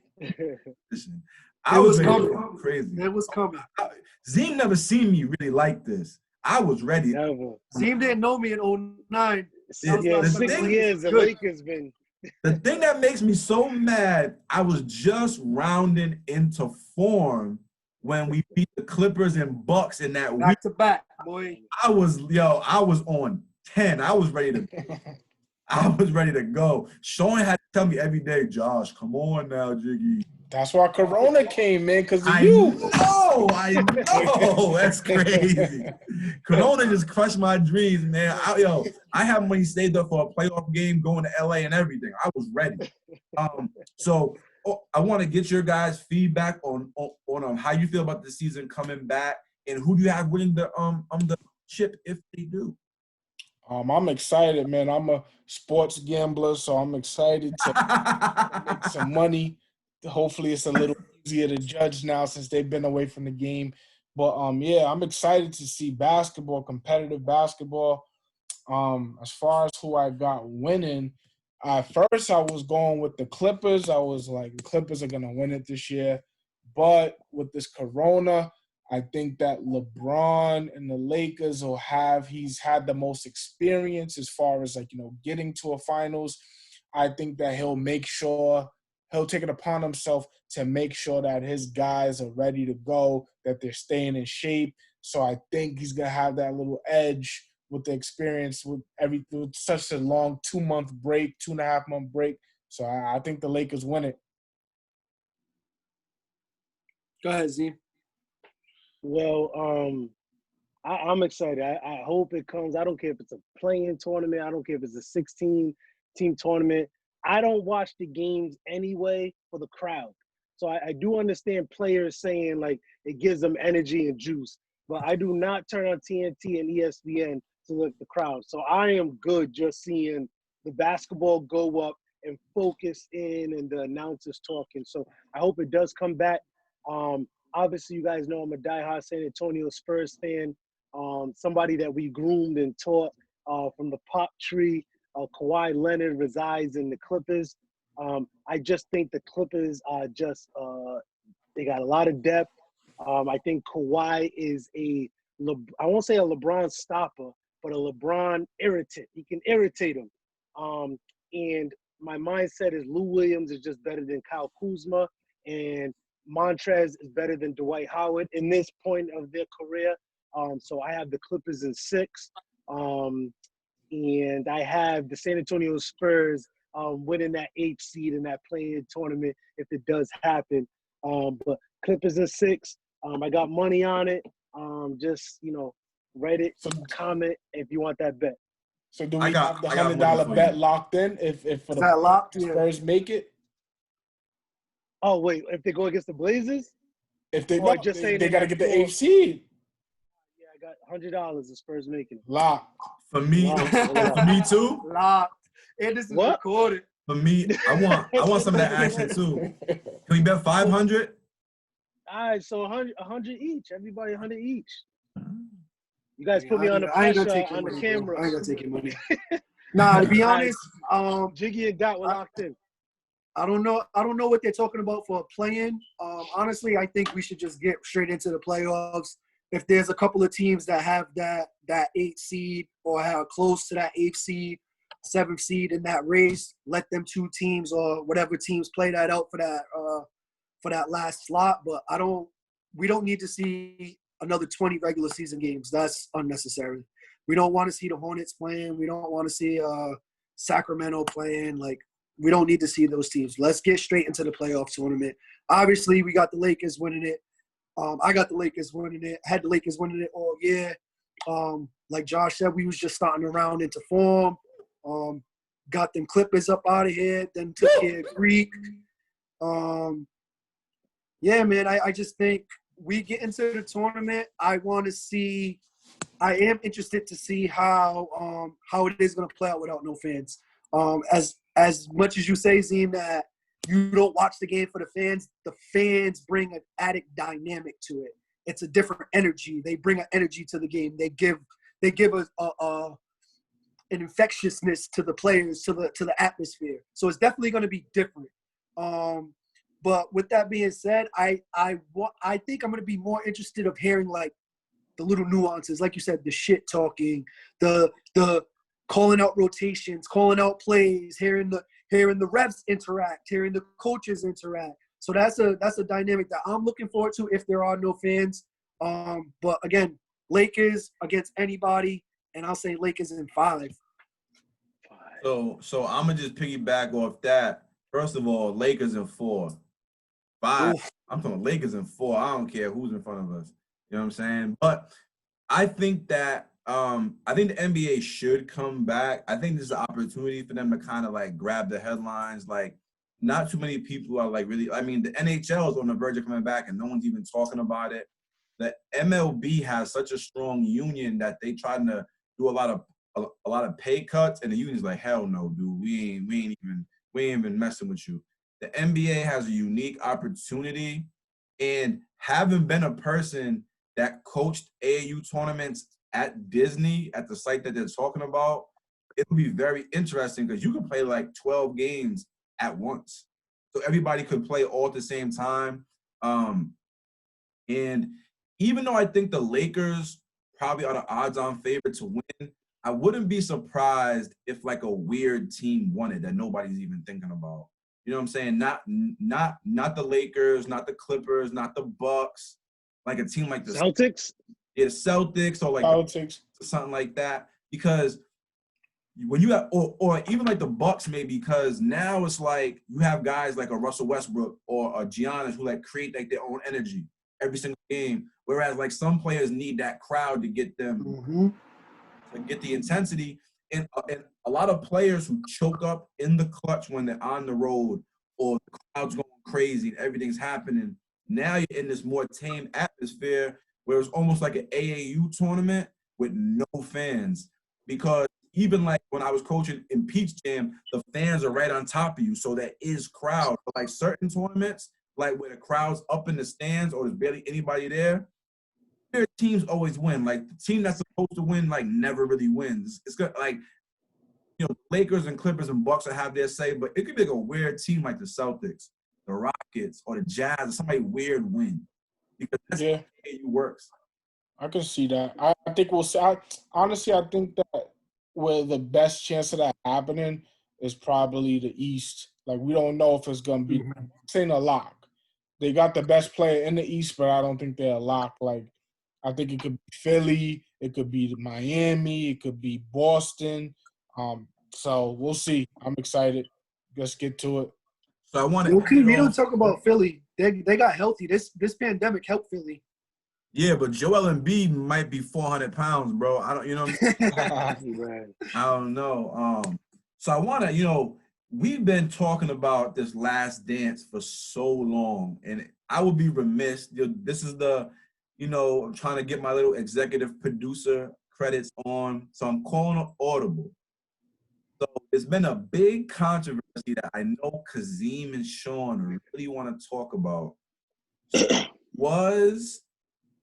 there was audio footage, audio that was leaked of Michael Jordan saying that, yeah, I didn't want to play with Isiah. And when they called me, they said, don't even worry about it.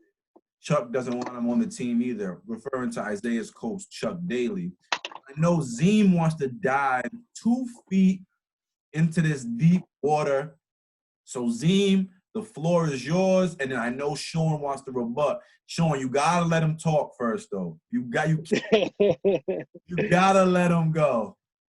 So my thing is, once you tell a lie, it's tough to believe everything surrounding it. You know what I mean?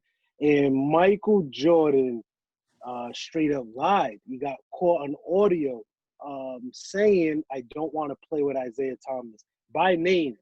And to me, on the basketball court, there's no questions asked about it. MJ is the greatest.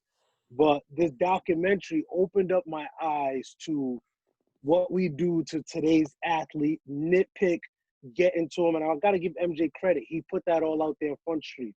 He did a lot of dry snitching. He was an asshole to his teammates. He did a lot of dry snitching. All right? Not when it comes really. to saying, he did. Saying I walked into the hotel and all my teammates was hookers and drugs and doing this, that's dry snitching.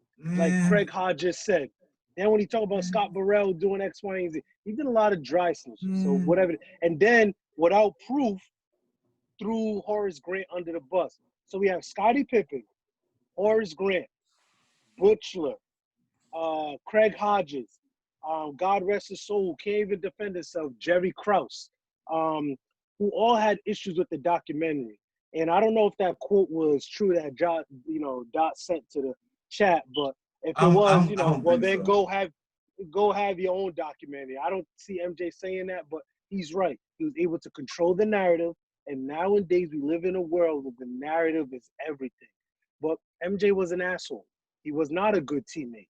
His methods of pushing them were derailing and, to me, not inspirational, not good leadership. But he was just so much superior than his teammates and the rest of the NBA that he got away with it. God bless him. But he lied, and the hate that he has for Isiah Thomas should really have for him. Because what is so ironic is he is mad at Isiah Thomas for doing anything in his power, a 6-foot guy, to win by beating Larry in his prime, by beating Magic Johnson in his prime, by beating Michael Jordan in his prime. He has a winning record against Michael Jordan. So he has no ill will. He got his 2 titles. He got his respect. When Michael Jordan dominated, it was the 90s. Guess who was gone? Magic, he had AIDS. Larry, bad back. There was no bad boy Pistons. They were dismantled. Why are you making that face for? It's the truth. Because you don't make sense, It's the bro. truth. Go, let him go, Josh. Let him go. Let him go. This is what they do in the group chat, ladies and gentlemen. America, this is what they do. Bully tactics. This is the bully tactics, all right? So that's all I'm trying to say. So MJ is definitely unblemished record in the finals. But my last thought, America, and just hear me out. LeBron James went to 9 finals. So are you telling me it'll be better for LeBron James to get swept in the first round and just have a 3-1 final records versus going 9 times, trying and actually losing? So what do you think, America? And I think this is what these people don't grasp. And these people mean in that box, that box. Hold up, Dot. No, don't say hold up, Dot. Don't say hold up, Dot. Let Dot go. No, but I know you was done yet. I seen him twitching, so I'm like, I gotta let him in. Put the shades on. I'm good.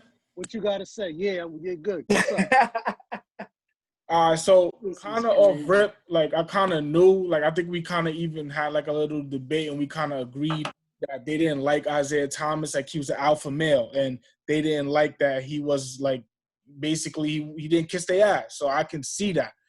I mean, it's not a big deal that he lied to me. Like I kind of figured they didn't want him on the team.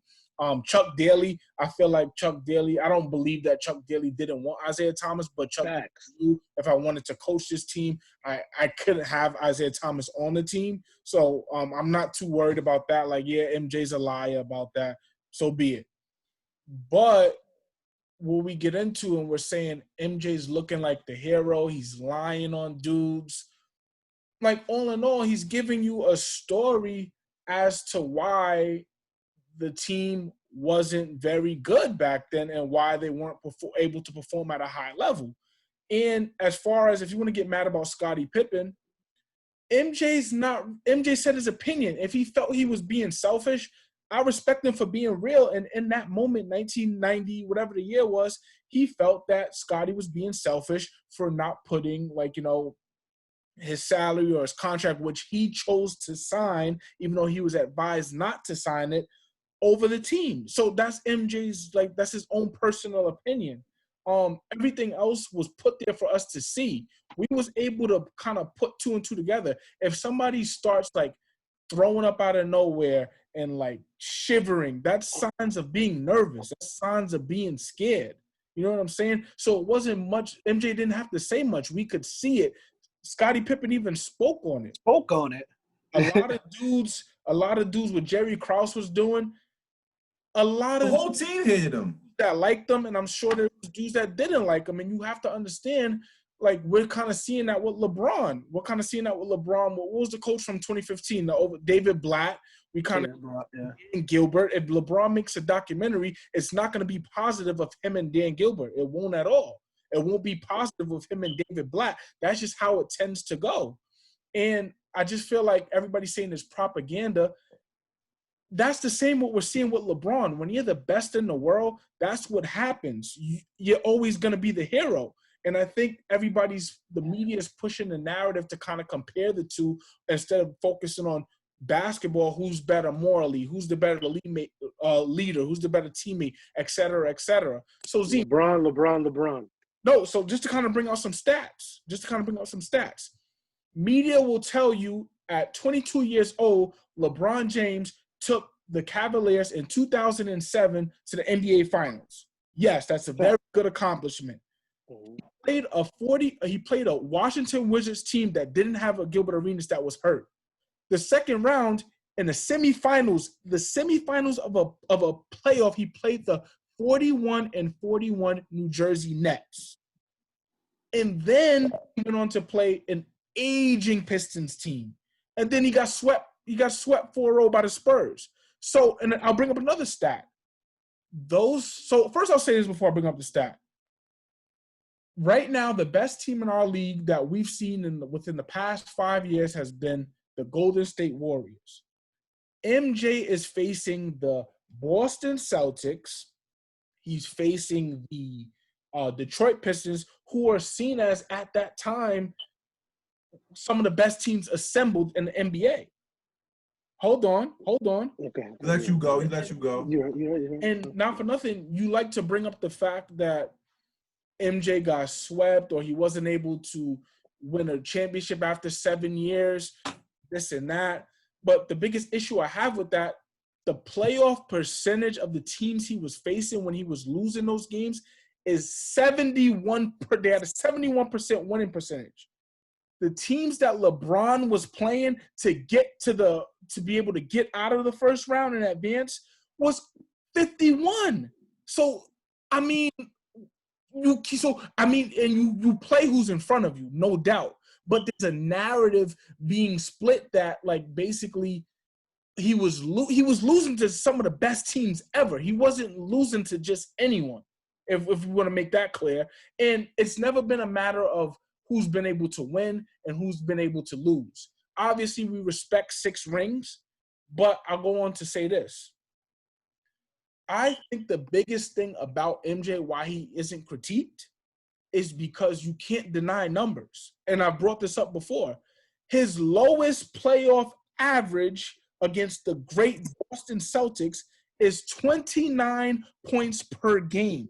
Like that's the least he's ever averaged in a series for the playoffs. 29 points. 20. You heard that, Kazeem? 29. So when he finally got, and he wasn't playing a Bird and Magic, he was dominating a Bird. Even though he wasn't winning, he was dominating a Bird and Magic while they were still in their primes or still able to contribute to basketball. As you saw, he gave Boston a nice 63. But because it is a team sport, you're not going to win if you don't have other counterparts or a system that's going to help you win. So moving forward with that, I think the reason why LeBron gets shit, which I brought up before, let's go to this. Hold on, let me bring this up real quick. Say what you're gonna hold on. You go, and I got a nice stat for you. I've been holding. Let me take the shades off. I want to go with Jig because I know what Jig was about to say about Magic go ahead, and Bird Jig. in their prime. Yeah, go ahead. So what I'm gonna say is like, I just think that the natural order of the NBA kind of just goes with the flow. Like, so all right, when Isiah got his first championship and he beat Magic after, so he beat Bird to like get to Magic and lost, right? So the first time they played, Isiah tries to paint the narrative like, oh yeah, like, we were just a scrappy group of like guys that like to work hard and weren't that skilled. There's 4 Hall of Famers on that team. 4. Dumars, Adrian Dantley, Dennis Rodman, and Zeke. So he was loaded, right? But in fairness, when the Lakers lost to the Pistons the next year, Kareem Abdul-Jabbar was 42 and doing his farewell tour like how like Kobe did, and every team was giving him a rocking chair. That's how old he was. Then Magic tore his hamstring in the first game. Isiah don't bring that up. Then, but when Isiah talks about Steph Curry and the Warriors, he'll talk about how they faced injured teams on the way to the championship. Then Byron Scott, who was the second leading scorer on the team, never even played in the series. He tore his hamstring before the series even started in practice, right? So also when hold on. I let you go. I just want to. I know, but Jiggy, what is your number one rules on championships? But listen to me. Because you are being a hypocrite. No, I'm not being a hypocrite. It's all going somewhere, right? So, just in fairness, I always say I count every championship as a championship. It happens, but now I is talking about, oh, I beat this guy in his prime. So now he's talking about something else, and oh, the Bulls didn't beat us until we were old, right? So I'll start with that, right? MJ beat Magic in the finals, right? Beat him in 91. So he beat Magic, right? Then he also beat Isiah. So Isaiah's like, we were old, we were finished, we were done. Rodman in his prime, Isiah in his prime, and Dumars in his prime, and Fire in his prime, right? So we used to say, oh, Bron never won a championship until he got with the Heat. When in actuality, you could say the same thing where Bron only started winning championships when Kobe and the Lakers got old. He only started winning championships when the Boston Celtics big three, who's always beating him, got old, right? So it's like, that's how the NBA works a lot of times, like where like, end of eras. Yeah, every team can't be in their prime every single time that they play. You know what I'm saying? Like, yo, Bron, right? So let's say 2 years from now, the Lakers get to the finals and lose to Giannis. And people are like, oh, Giannis beat Bron, but Bron's in year 20, like he's supposed to. That's how the league works. And the thing is, like, where Isiah says, I was always beating Michael Jordan, Isiah came in the league in 81, Jordan came in 85, right? So 84. But the 84-85 season. Yeah. So Isiah had been in the league for 4 years before Jordan even got in there. So Isiah had already been in and was already playing. Like, nobody holds what you do your first couple years against you. Bron got a lot of backlash and hate because of how he played in his absolute physical prime with two other Hall of Famers against Dallas. And that brings me to my next point. I finally found it. Sorry. That Dallas team, them Dallas team stats. Ooh. So look. This is what I say. This is I'm what pulling he. my- I thought he had something for me. This is what Zeem does. This is what Zeem does. He's so much in the now. The same thing they're saying MJ's doing as far as creating himself as the hero. This is all being said about him now negatively because they want to paint LeBron as the hero. So let me give you some stats. Mm-hmm. MJ's first year getting past his 1-9 playoff record. Scottie Pippen averages 7 points a game, 3 rebounds, and 2 assists. LBJ makes the playoffs for the first time. Larry Hughes, who's supposed to be his counterpart, averages 6 points, 4 rebounds, and 4 assists per game. Now let me give you some stats. So since LeBron single-handedly brought the Cavs, like we love to say, every LeBron team he plays for, he had to carry them. He had no help. Game 1 of the 2007 Eastern Conference Finals, Ilgauskas, 22 points, 13 rebounds. LeBron, 10 points, 33% shooting. Game 2, Barajal, 14 points and 14 rebounds. Game 3, 3 teammates with double digits. And Game 4, Gooden, Drew Gooden, 19 points. Daniel Gibson, 21 points, both shooting 57%. And Game 6, Gibson, 31 points on 85% shooting. LeBron, 20 points on 23% shooting. And let's not talk about 2011 when he's playing with Dwayne Wade and Chris Bosh, and he's averaging the 3rd most on that team. So it's not a matter of the fact that he didn't win. It's a matter of the fact that when he got there, he didn't put, like, it wasn't until he got to GSW, I felt that he finally got the respect, like, for losing, like, damn. Like The first one, though, when with no K-Love or Kyrie. Exactly. Yeah. It's like they're not shitting on him because he's not winning. It's because he's gone through moments where he's kind of disappeared. You know, and it doesn't mean he's not a great player, but I feel like in order to That ain't happened in 2020 though, man. 2020's Lakers year, man. I hope so, man. I hope so. All right, so Hey, yo, let Doc, me hey, let me ask this question, right? If Tom Brady was 3-6 in the Super Bowl, what would Kazeem be saying? He would be going crazy. Hey, and man is the greatest. Nah, all right, let me tackle a couple little things. All right. First of all, you said Drew Gooden, Ilgauskas, Larry Hughes, and I think Eric Snow was on that team. Booby Gibson. Trash. But why did they Everyone knows. Oh, Everybody no. knows the Spurs. Don't deal focused. with Ilgauskas like that though.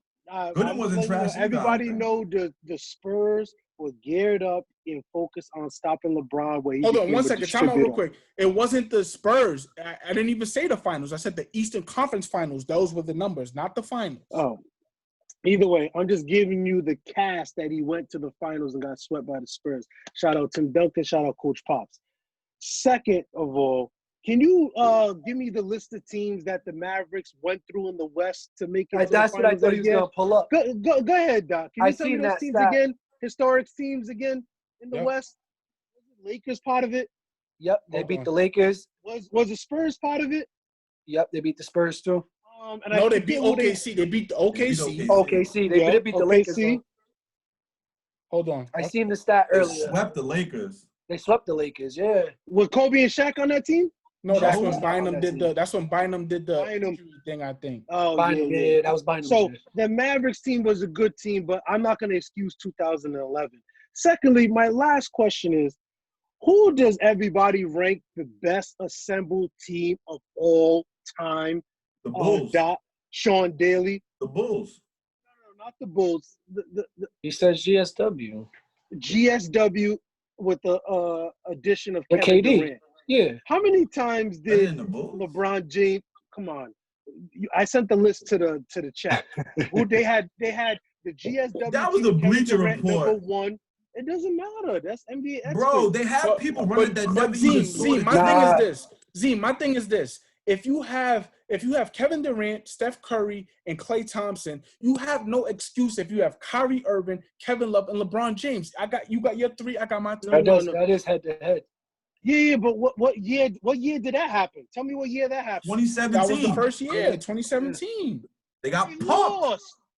That's what We I'm know. saying. That's what we All saying. right. So what happened in 2016? He didn't have K-Love or Kyrie. What did that And it team went end to up doing? 7. And what did it do? Add Kevin Durant.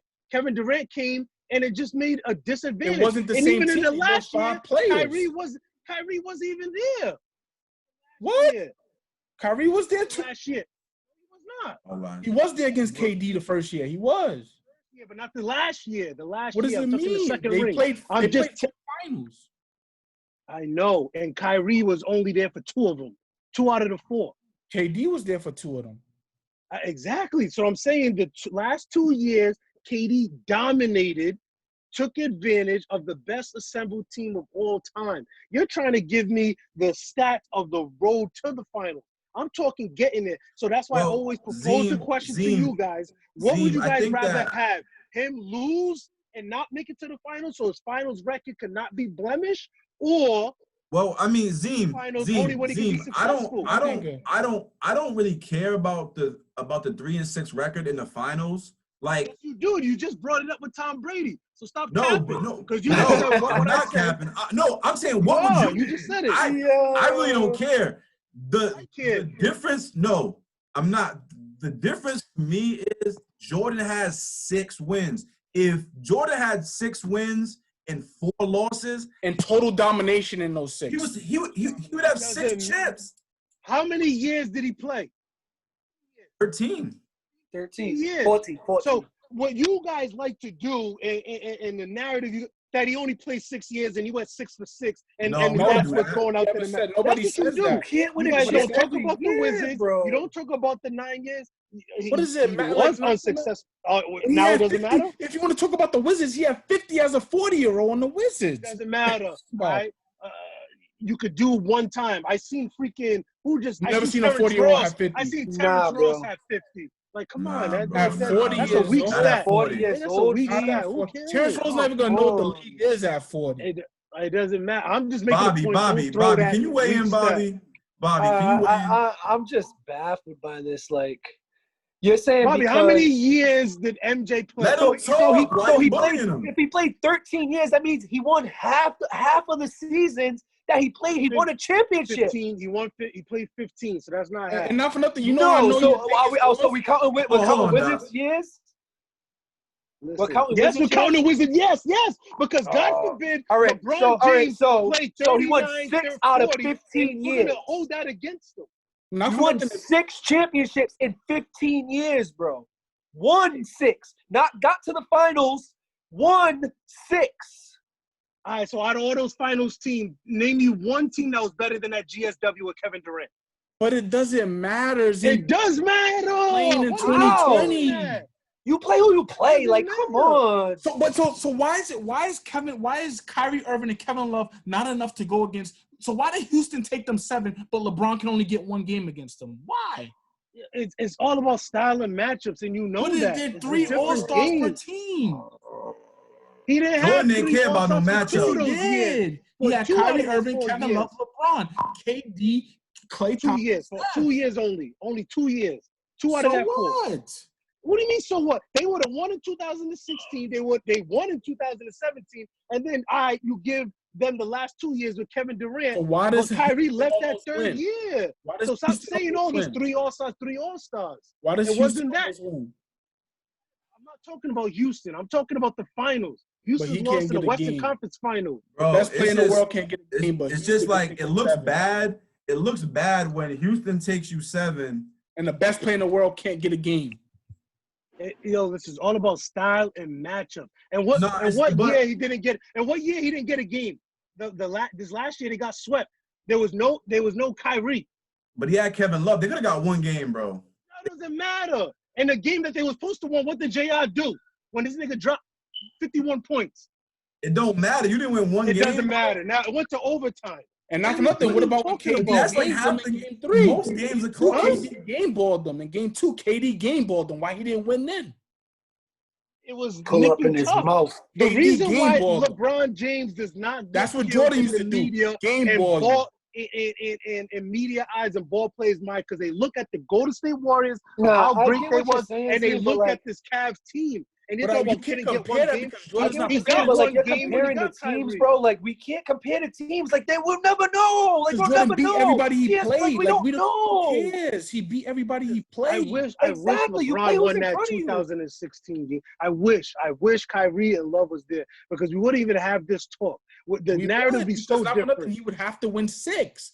He would have to win I'm 6. talking Have to win 2016 5. when He it I was mean, up you two don't have He the one. right still would only year. have 5. You don't have the right year. You don't have the Yes, they do have the right year. 2016 is not 2016 the when there's year. no It's Kyrie. 2015. 2016. He won the 2015. championship. Goofy. Yeah, 2015 was the year they didn't have Kyrie.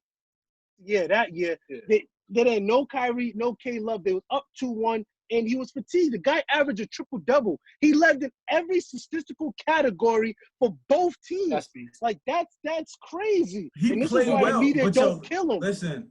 At the They end don't of the kill day, him. Nah, nobody like- kills him, but we can't put him over Jordan simply because of that. We can't. We can't put him over. Listen. because of that. So what are you gonna do when the game of basketball is about scoring, rebounding, assists, and field goal And percentage, winning. and LeBron James And So let me winning. ask you a and question. winning, If and LeBron winning, never and won a winning, chip, winning, who would and it winning, matter? and winning, but he Who would won, it matter Bobby. if He won didn't win a 3. chip?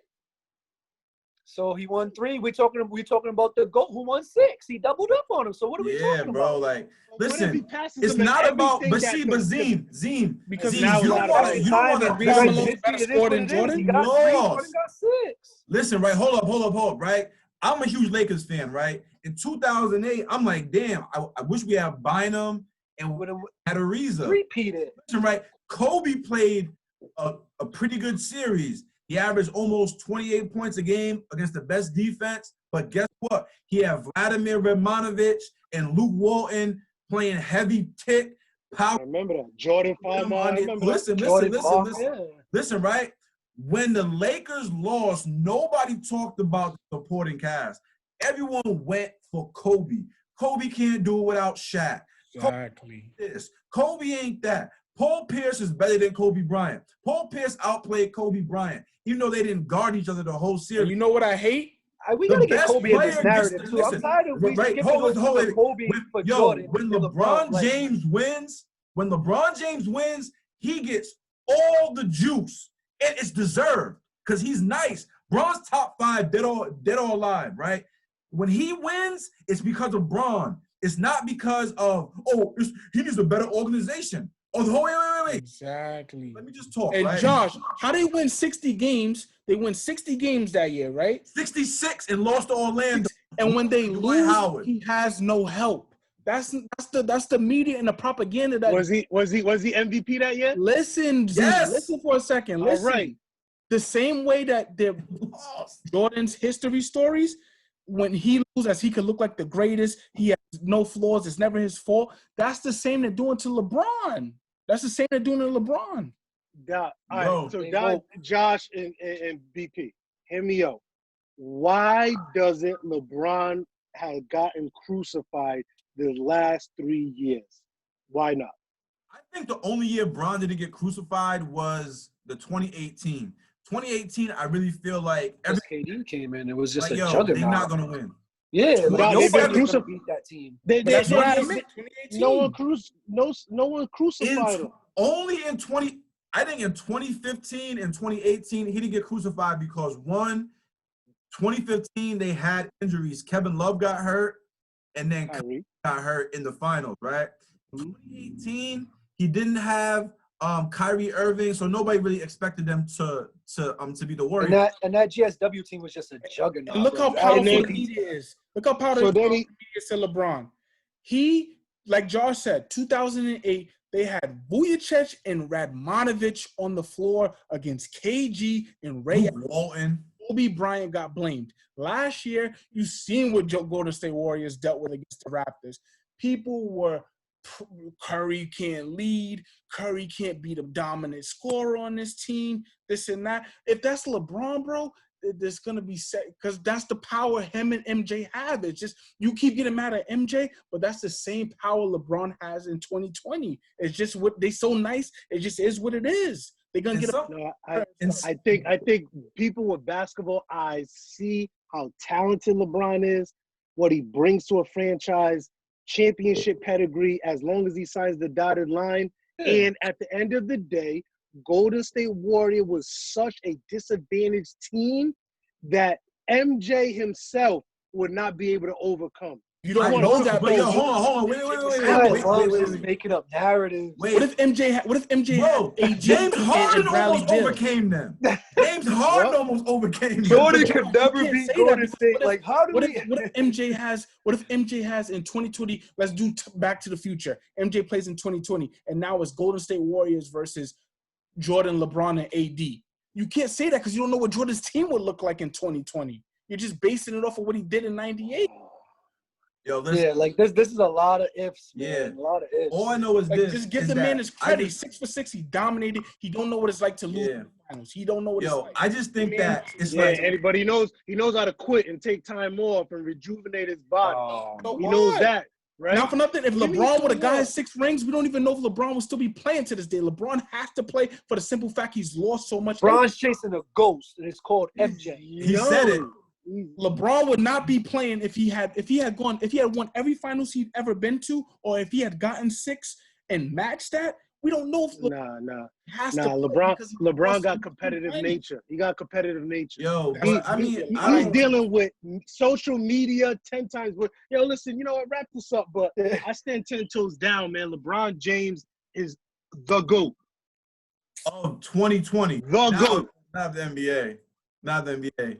No. Listen, the game of basketball, you're supposed to know how to dribble, score, assist, and rebound, and he's about to be top 3 in all those categories. he's What's the most longevity. important What's thing? that? What's the So most Carmelo's important a better thing scorer that you than do in the midst of that? I don't want to hear Carmelo that score- longevity, because when I said Does longevity, Carmelo about score more John than better Stockton than and Jordan? his assists. Who's the better scorer, Carmelo or What? Jordan? Who's the better scorer, Carmelo or Jordan? Michael Jordan. So Carmelo's ahead of him on the score. Michael Jordan. Carmelo's ahead of Jordan. Yeah, because Carmelo didn't quit for a year and a half, and then he didn't take Won another 2 6. years off. If a lot That's of why. boys, there's not. Let me ask you a question, Zeem. If not for nothing, if you God forbid, really if you believes beat this somebody in up his 6 heart. times, you're gonna go back for. What do you you might have to make this a Up another 2-part series, 6. Jiggy. Make this a Nah, 2-part yo, series. I'm gonna put the timestamps on. So Oh, okay, yeah. What you say? What you say, boy? if you beat somebody up 6 times, every time you see him beat him up, you have no pleasure in wanting to beat him up another 6 more times. Nothing else you can prove. Nah, I So never heard about that. Never. You ever yeah, heard? you You got a ever lot play of King of L's the on that Court? resume. You ever want to take a break of King of the Court? You wanted to take a If break I of keep King of the winning, Court? I'm be like, That's what damn, they do in I Harlem? keep paying you. Yo, Nah, listen. never. Hey, yo, listen, Stop. Zeem. Stop. Yeah, I never. that's gonna get That's Zeem. bullshit. Zeem, did you get This your guy said I'm taking a break did from your winning. clutch check clear? Did your clutch check clear?